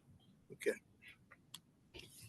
So it doesn't And- just happen like, oh, thanks, we just got it back yesterday. We'll have an answer for you in 1 day. I didn't hear what you were thinking to say something. No, I was going to say exactly what he said. Yeah. Yes. Okay. And then once you receive an updated submittal that addresses any outstanding comments, recommendation of approval or letter of no objection is sent to Melinda for the commissioner's court agenda. That's pretty simple. In other words, you're happy with what the engineer of record sent. You reviewed what the engineer of record has sent. You received everything that you have asked for. You reviewed it and you've approved it. And then you send it back and saying, check mark. Yeah, it's an engineer checking an engineer, but yet you're our engineer. Yeah, okay. But Correct. go back to the 30 days. If you don't get it reviewed in 30 days, what happens? I have not done a review in the 30-day window, so What do you say? We have not had that. Huh? We have always reviewed within 30 days. You've always reviewed within 30 days. Okay. correct. And if you had a deficiency, then you noted the deficiency and sent it back to the engineer of record for a rectification of a deficiency, correct? Yes. Correct. And how many of these do you do? I am in charge of the organization and making sure that the reviews are ongoing. But you do some these yourself. He does the subdivision I do reviews. the subdivision reviews. Yes, sir. So- I manage our planning review. But And you do some of the studies yourself. do I actually do the studies? He's the gatekeeper. So when the No. review comes, when the I- permit I application know that, comes but in, I thought you did some separately. Yes, we do design work for other clients. Is that Not for us. no, sir. Okay. No. That was a misunderstanding. Right. So in the review process, you have 30 days to look at it, go over it, and if there's a problem, you send it back. And then it comes back to you, is it another 30 days attached to that? And each time, 30 days. it is. Yes. And oftentimes we're able to respond to things more quickly than that, During the but process. And one thing that's missing from this procedure is if there's a request from the developer or the engineer to meet and have questions answered, we will do that. Mhm. Because we want to make these things go fast too. Yeah, as it gets further into the review process, usually the conversation is more focused on something simple and straightforward. So hey, can you update this? Can you modify this? Can you look at this? It becomes a quicker turnaround. The first one is usually the most cumbersome because we're spending time reviewing the models, reviewing the report, making sure they match, making sure it makes sense, understanding what the intent was, what the improvements are, what the impacts are. So there's a lot of learning curve on the front end. And I don't know if we're going to cut ahead or not, but something we've done in other communities is have and you mentioned this, right? A design concept review meeting at DCR? A DRC meeting. DRC? Right. It's a preliminary, review or a meeting with the developer, right? Where either just the commissioner in that precinct or all the commissioners, including the county judge, can have this DRC meeting, mainly for the developer to convey their plan or their proposed development before they actually submit all the stuff. Do other counties use that? Yeah. How much you like to spend finish with yours? I'm pretty much done. Yeah. So Well, the reason we had this thing is probably because of the 2%. They've been going on for 6 months or more, and I'm perfectly on board. When you got subdivisions and things like that, you've got a lot of people, a lot of things affected by it. But this is something that to me seems like it's taken a long time. And the people involved in these 2 cents, I'd like to know where we at on these particular projects and what they've done and what they would like done, so they can get that done. So to clarify, I'm tired of hearing about it. they had not submitted floodplain models or no-rise impact certifications until very, very recently, not 6 months ago. I think that was maybe when the initial regular building code permits maybe got initiated. So the floodplain requirements had not been an ongoing discussion until very, very recently. So we received, I know we're discussing the Hallett and Harrington. Okay, let's start with the come up here, y'all. Come up here. Let's start with the Yeah. Harrington. Let's start with y'all and let's see where we at on that one. Then we'll Right. And so we know what they need to do and get. Just to give you a date. Where you want the commission? Just right there. Yeah, right. Yeah, come on. We received both, one on the Friday, March 14th, and the other on March 17th. And what was in that submittal? It was the Loma. Okay. And this is Harrington's.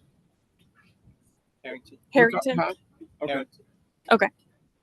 Okay. Go ahead. I'm sorry. Right. So we received, let's go on the top member here.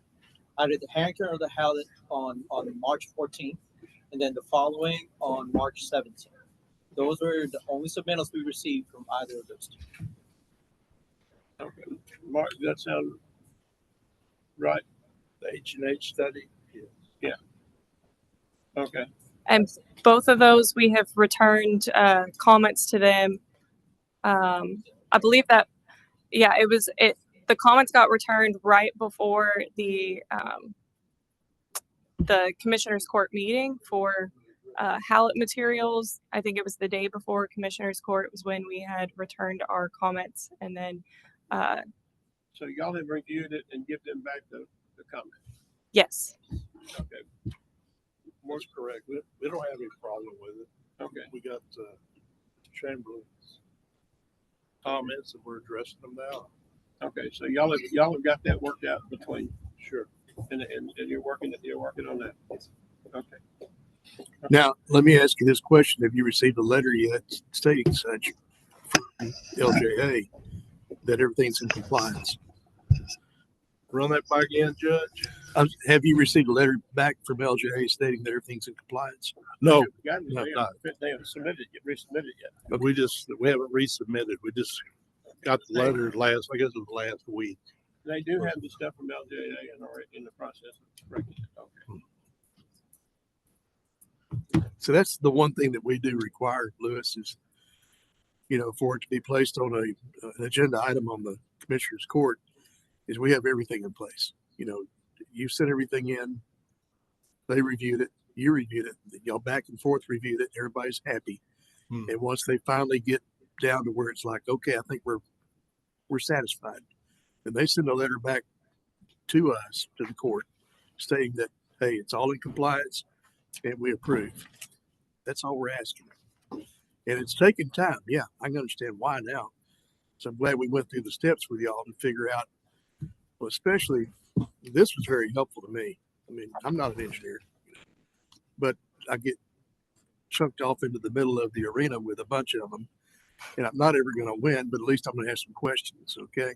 But y'all are okay right now with what they give you, and all you got to do is make those corrections and get back to Right. I don't have any gripes about that, but through the permit office, they said when we submitted the H&H study, we could get power. That was an issue. They want to get power to where the buildings are going to go and different things like that, just temporary power.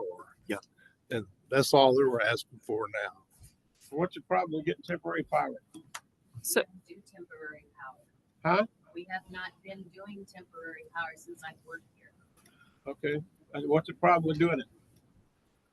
It's not in our deal to do temporary power. If you It's want what? me to do it, then you have to bring it up and let me do it. But we've never given temporary power to any subdivision, any developer, anybody in the county. Not residents.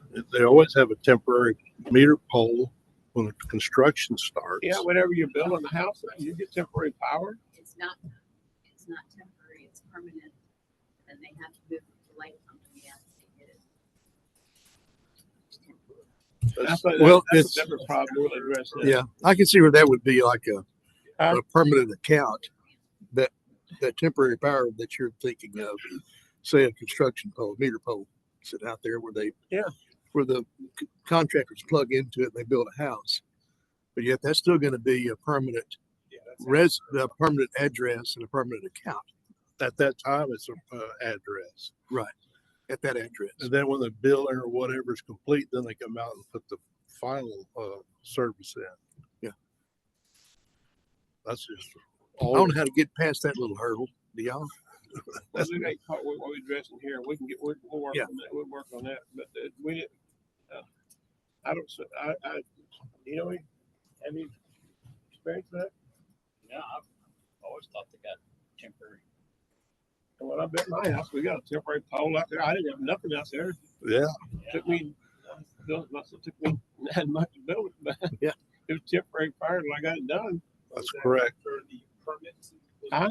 after the design, the permit was issued, then it gets to temporary power pole and goes to construction.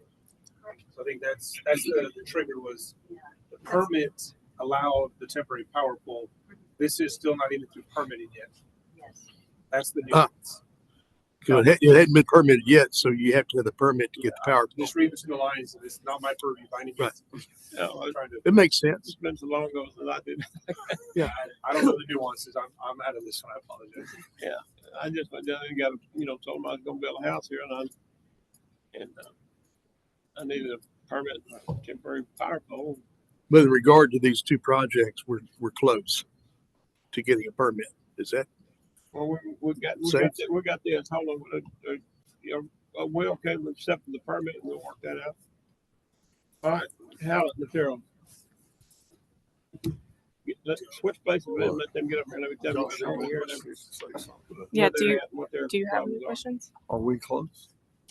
I haven't seen a resubmittal from them, so they're asking if they're close. I'm saying I gave I'm asking you.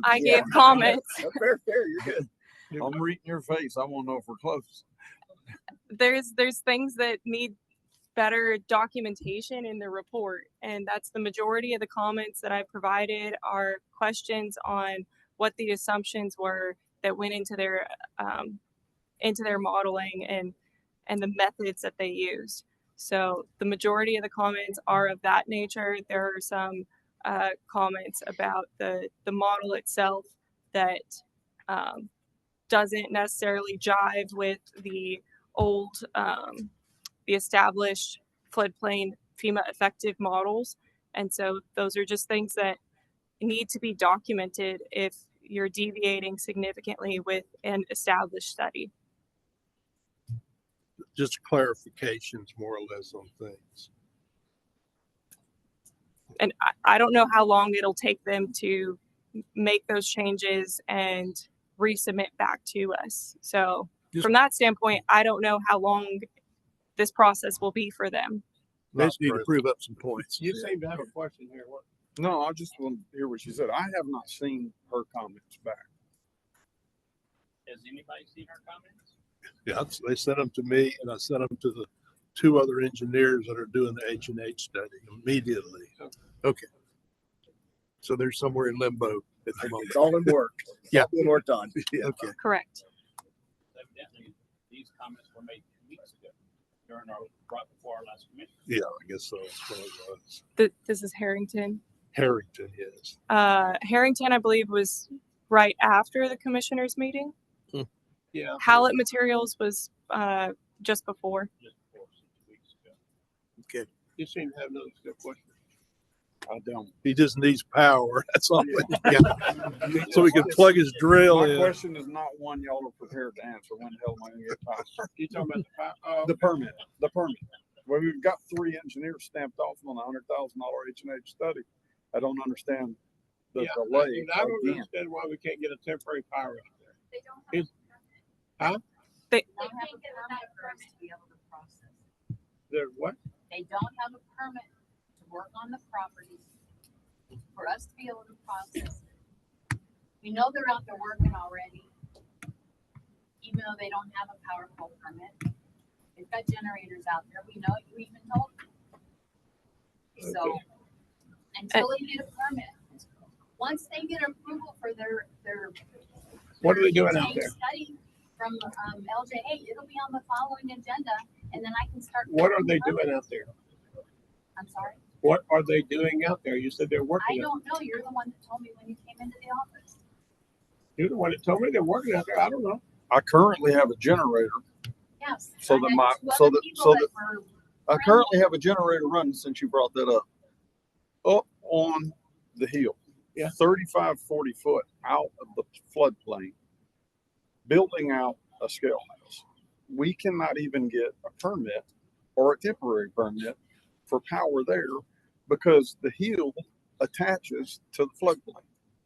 It's quite a bit ridiculous. Is the hill in the floodway? No, it's No. it's totally out of the It's, I mean, floodplain. if you call Highway 146, It's right Why by can't it's they the, get a level with permit Highway to put a 146. power there? everything that we've gotten has been like for the full development, not anything that would just be That for, is what she's gotten. But with Liberty County, when we went to apply for the permit just individually for the scale house, we were told that fell into an H&H study as well. I do not split out portions of the property. If it was a 1 acre lot that your scale was on, I could do the permits there. But your whole lot is in the floodway, in the floodplain. Due to that, FEMA's regulations are you go with the highest restrictive area on your lot. I'm not making that up. She's She's not. shaking her That's head, correct. and so You're is Mr. No, Graham. I'm not suggesting you're making it up. So- I'm just suggesting If you that had 3 it doesn't acres make any or 300, common it's still sense the at all. same thing. you just told me if I had a 1 acre plot up there, you would be able to But do you it. don't. It's one entire area. I told you guys this on the phone. If you wanted to plat out that 1 acre, I could give you permits for that 1 acre. But you That, did not. she did tell our Okay. office I that. did tell him that. You guys being the ones that vote on the permit or not, y'all need to know that too. You're talking about things you would address afterwards. Just because that's attached in the deed to the river bottom, should we need to go plat out 1 acre to get it detached? It doesn't change the floodway at all. I so don't this think is you ought to, but that's, I think we've got to go by the regulations. I understand that. Well, it's like And, having you know, 50 acres of land, a plot of land, and part of that land goes into the floodway, telling me I can't build a house way up here, although I'm not doing nothing down there. Exactly. and That's not, yeah. And I'm the problem is I'm that not blaming that on her or these guys. Yeah, I mean, but I mean, it is. You've got 50 to 100 acres, and you're building way up here by the highway, but part of your land is touching the floodway or in the floodway. You're telling me that I can't get a permit? so you have to apply for a permit either way, but if you're not disturbing the floodplain, then you're a-okay from a floodplain regulation standpoint. I mean, you have to still apply for a floodplain development permit, and you might have to still submit an elevation certificate to FEMA for any structures that you're building. But if you're not disturbing the floodplain itself or the floodway itself, you don't have to go through and do a whole H&H analysis in order to demonstrate that. You just have to show that all of the improvements that you're doing are outside of that Right, so zone. like his scale house, it's going to be way up here by the highway. Right, but that's not what I'm reviewing. I'm reviewing No, the she's full re- development. She's reviewing Okay, so those. anywhere you can cut hydraulics. that out. Do that separate. and- We and tried. get you up- We try. I think it's something with y'all's, the county's rules. If our neighbor who owns an acre right next over the fence applies, they would have got it. We did not because our acreage extends down. Doesn't make any sense. All you gotta do is find it out. Like, for that one plot. You gotta redeed the whole thing. Huh? You gotta redeed it, you gotta have a survey. That's the issue. That's You problem. gotta replat it, deed it, cut it out, survey it. There's effort and time associated with that. Right. It's a choice. Yeah, a lot of these regulations seem like bull crap to me. Yeah. It's the federal government. I mean, if you, this is something like a lawyer would do all these kind of regulations so they have more work. I do want to address something with Herb since while I'm up here. When these guys or us do start the sand pit, you make the comment that the minute we dug it, it would fill with water. I mean, the first time that there is a flood event down there, yes, your sand pit will fill with water. And it will then lower back down to groundwater. Correct. All right. So them and us, we range between 13 and 15 feet below surface. Okay. That is a substantial detention pond, Correct. not a small one. Correct. That does not fill, it is incorrect to say that it fills with water the first time it rains. You're looking at over 4 million gallons per acre. Sure. And in the responses that I've had in the comments, you're able to account for some of that storage volume that is available there. Okay. The one thing that I guess is a caveat to that is that it's really storage. It is not floodplain or floodway conveyance.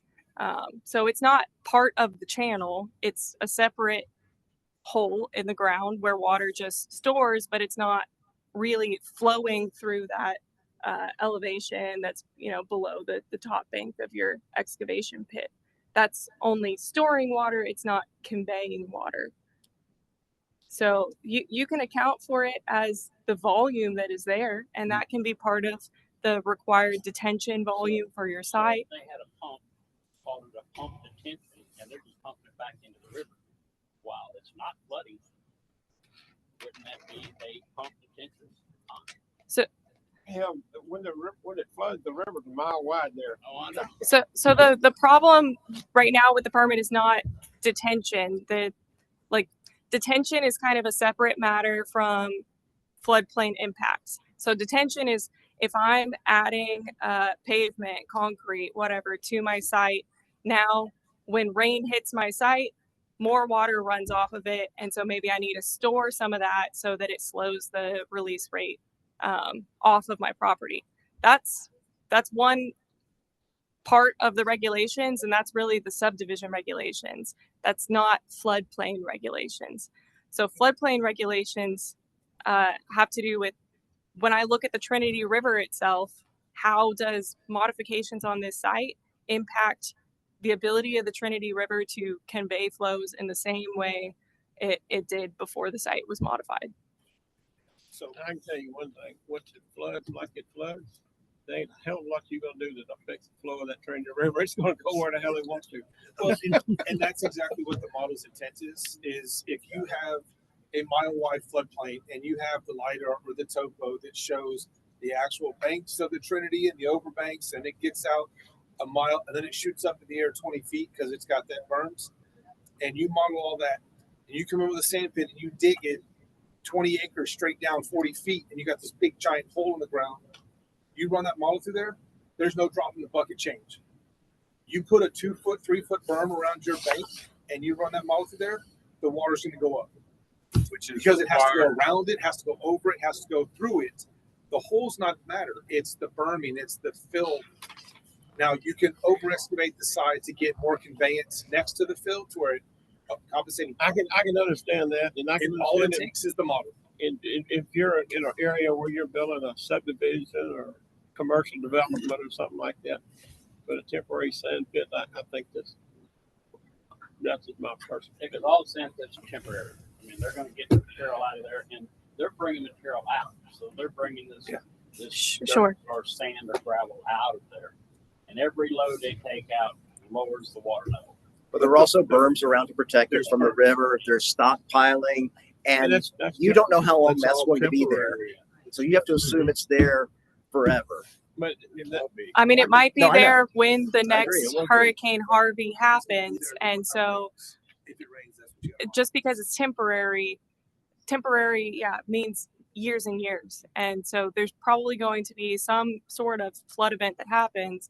And if there's not, that's wonderful, but you have to still develop things responsibly so that in the event that those things happen, you're not negatively impacting your neighbors. the And bottom line is y'all are working on the stuff and Plus, there's confusion there. There's a pipeline, pipeline. black fin pipelines coming through there, and they have a road. I don't know if they've submitted for their stuff or not, but They should have. I have not seen it. you haven't heard anything from them. I don't think the pipelines ever get anything. They just get what they want usually. Normally, And yeah, they affected a hell of a lot more than what they put through there. It's gonna affect a hell of a lot more than what they're doing. They should be applying for floodplain permits if they're doing that type of work in the floodplain.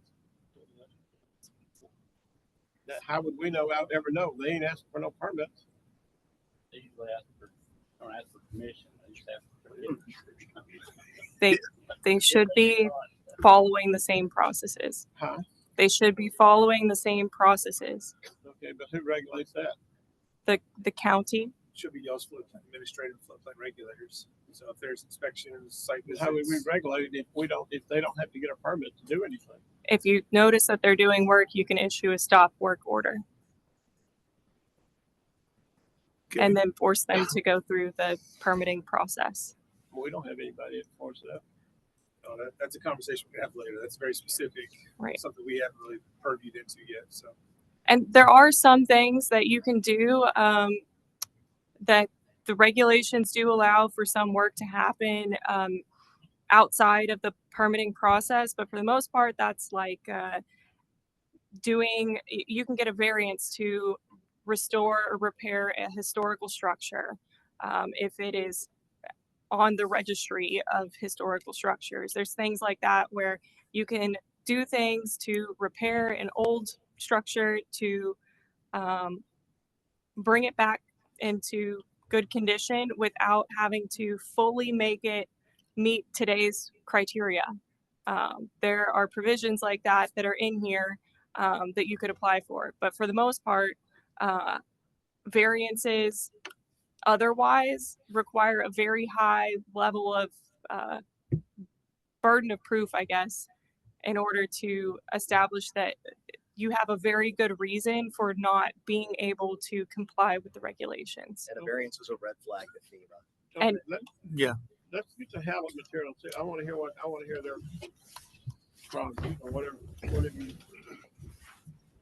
where y'all at on your stuff? So it's already been submitted.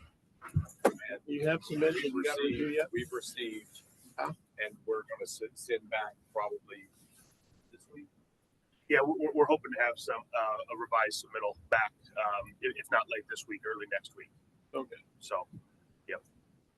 I think by and large been mostly pleased. I think agree with the judge that this review process this today has been helpful. I think probably the biggest thing for us has been kind of clarifying that review process.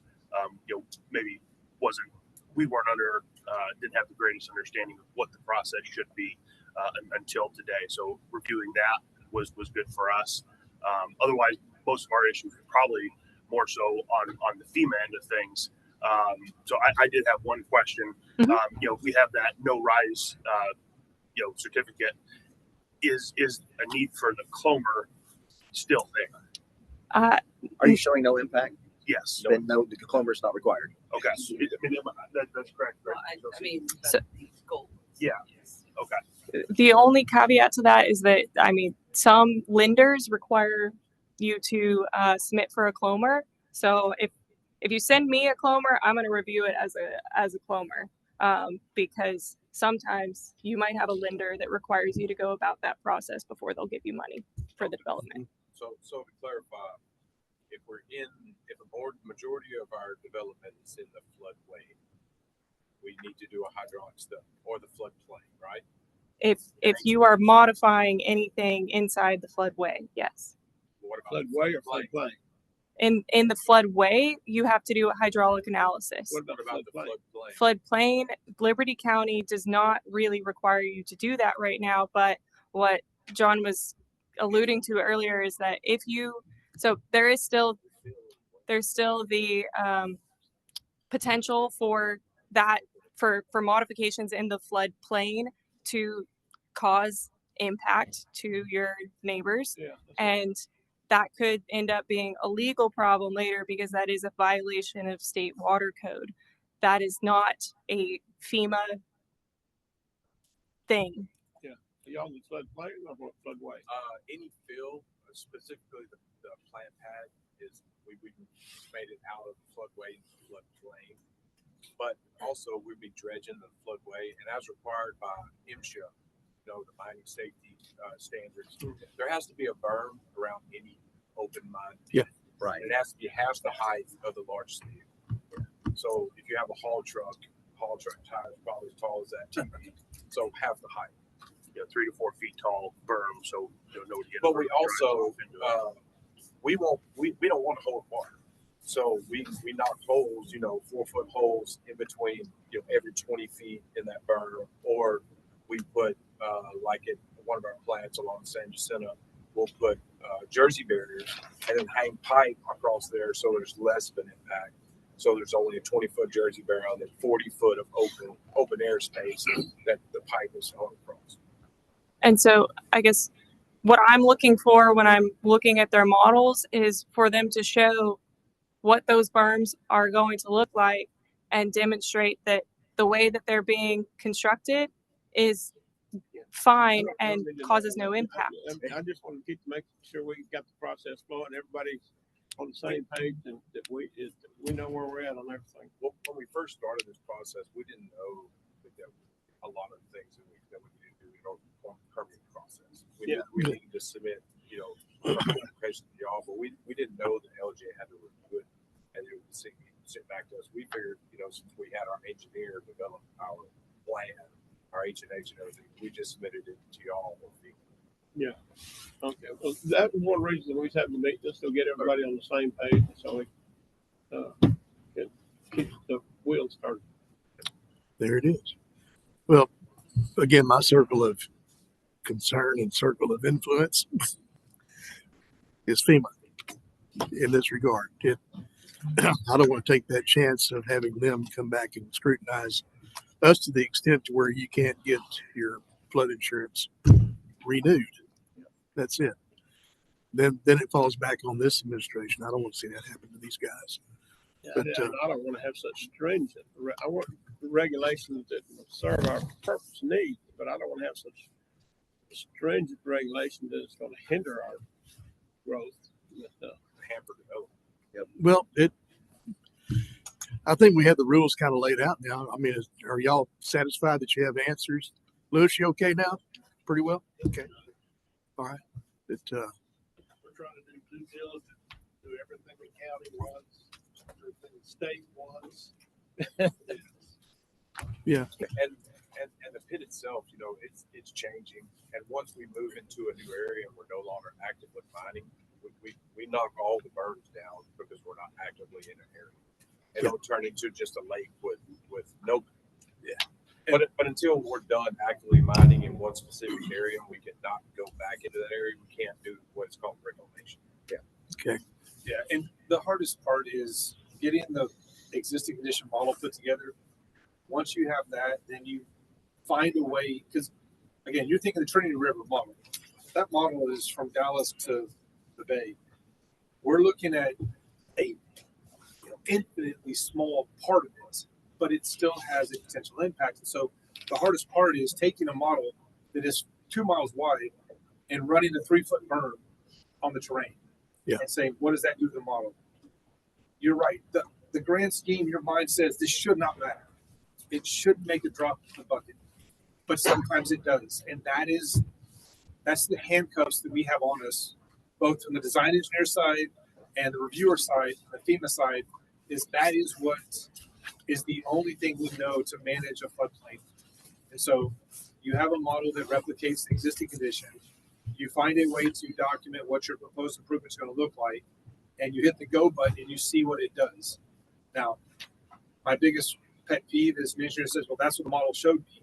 Because you can't just take a model blindly accept it. I mean, there's some value associated with making it work. But if you run the berms parallel to the flow, that's not an impediment. As soon as it goes perpendicular, you've got a wall. And if you can perforate it, it's going to get better, but it's not no impact. And hopefully by the end of it, a 3-foot berm that's 80 feet wide on a 2-mile floodplain, hopefully it rounds itself out and it goes to 0.001 or 0.004, and it doesn't get to the 0.01.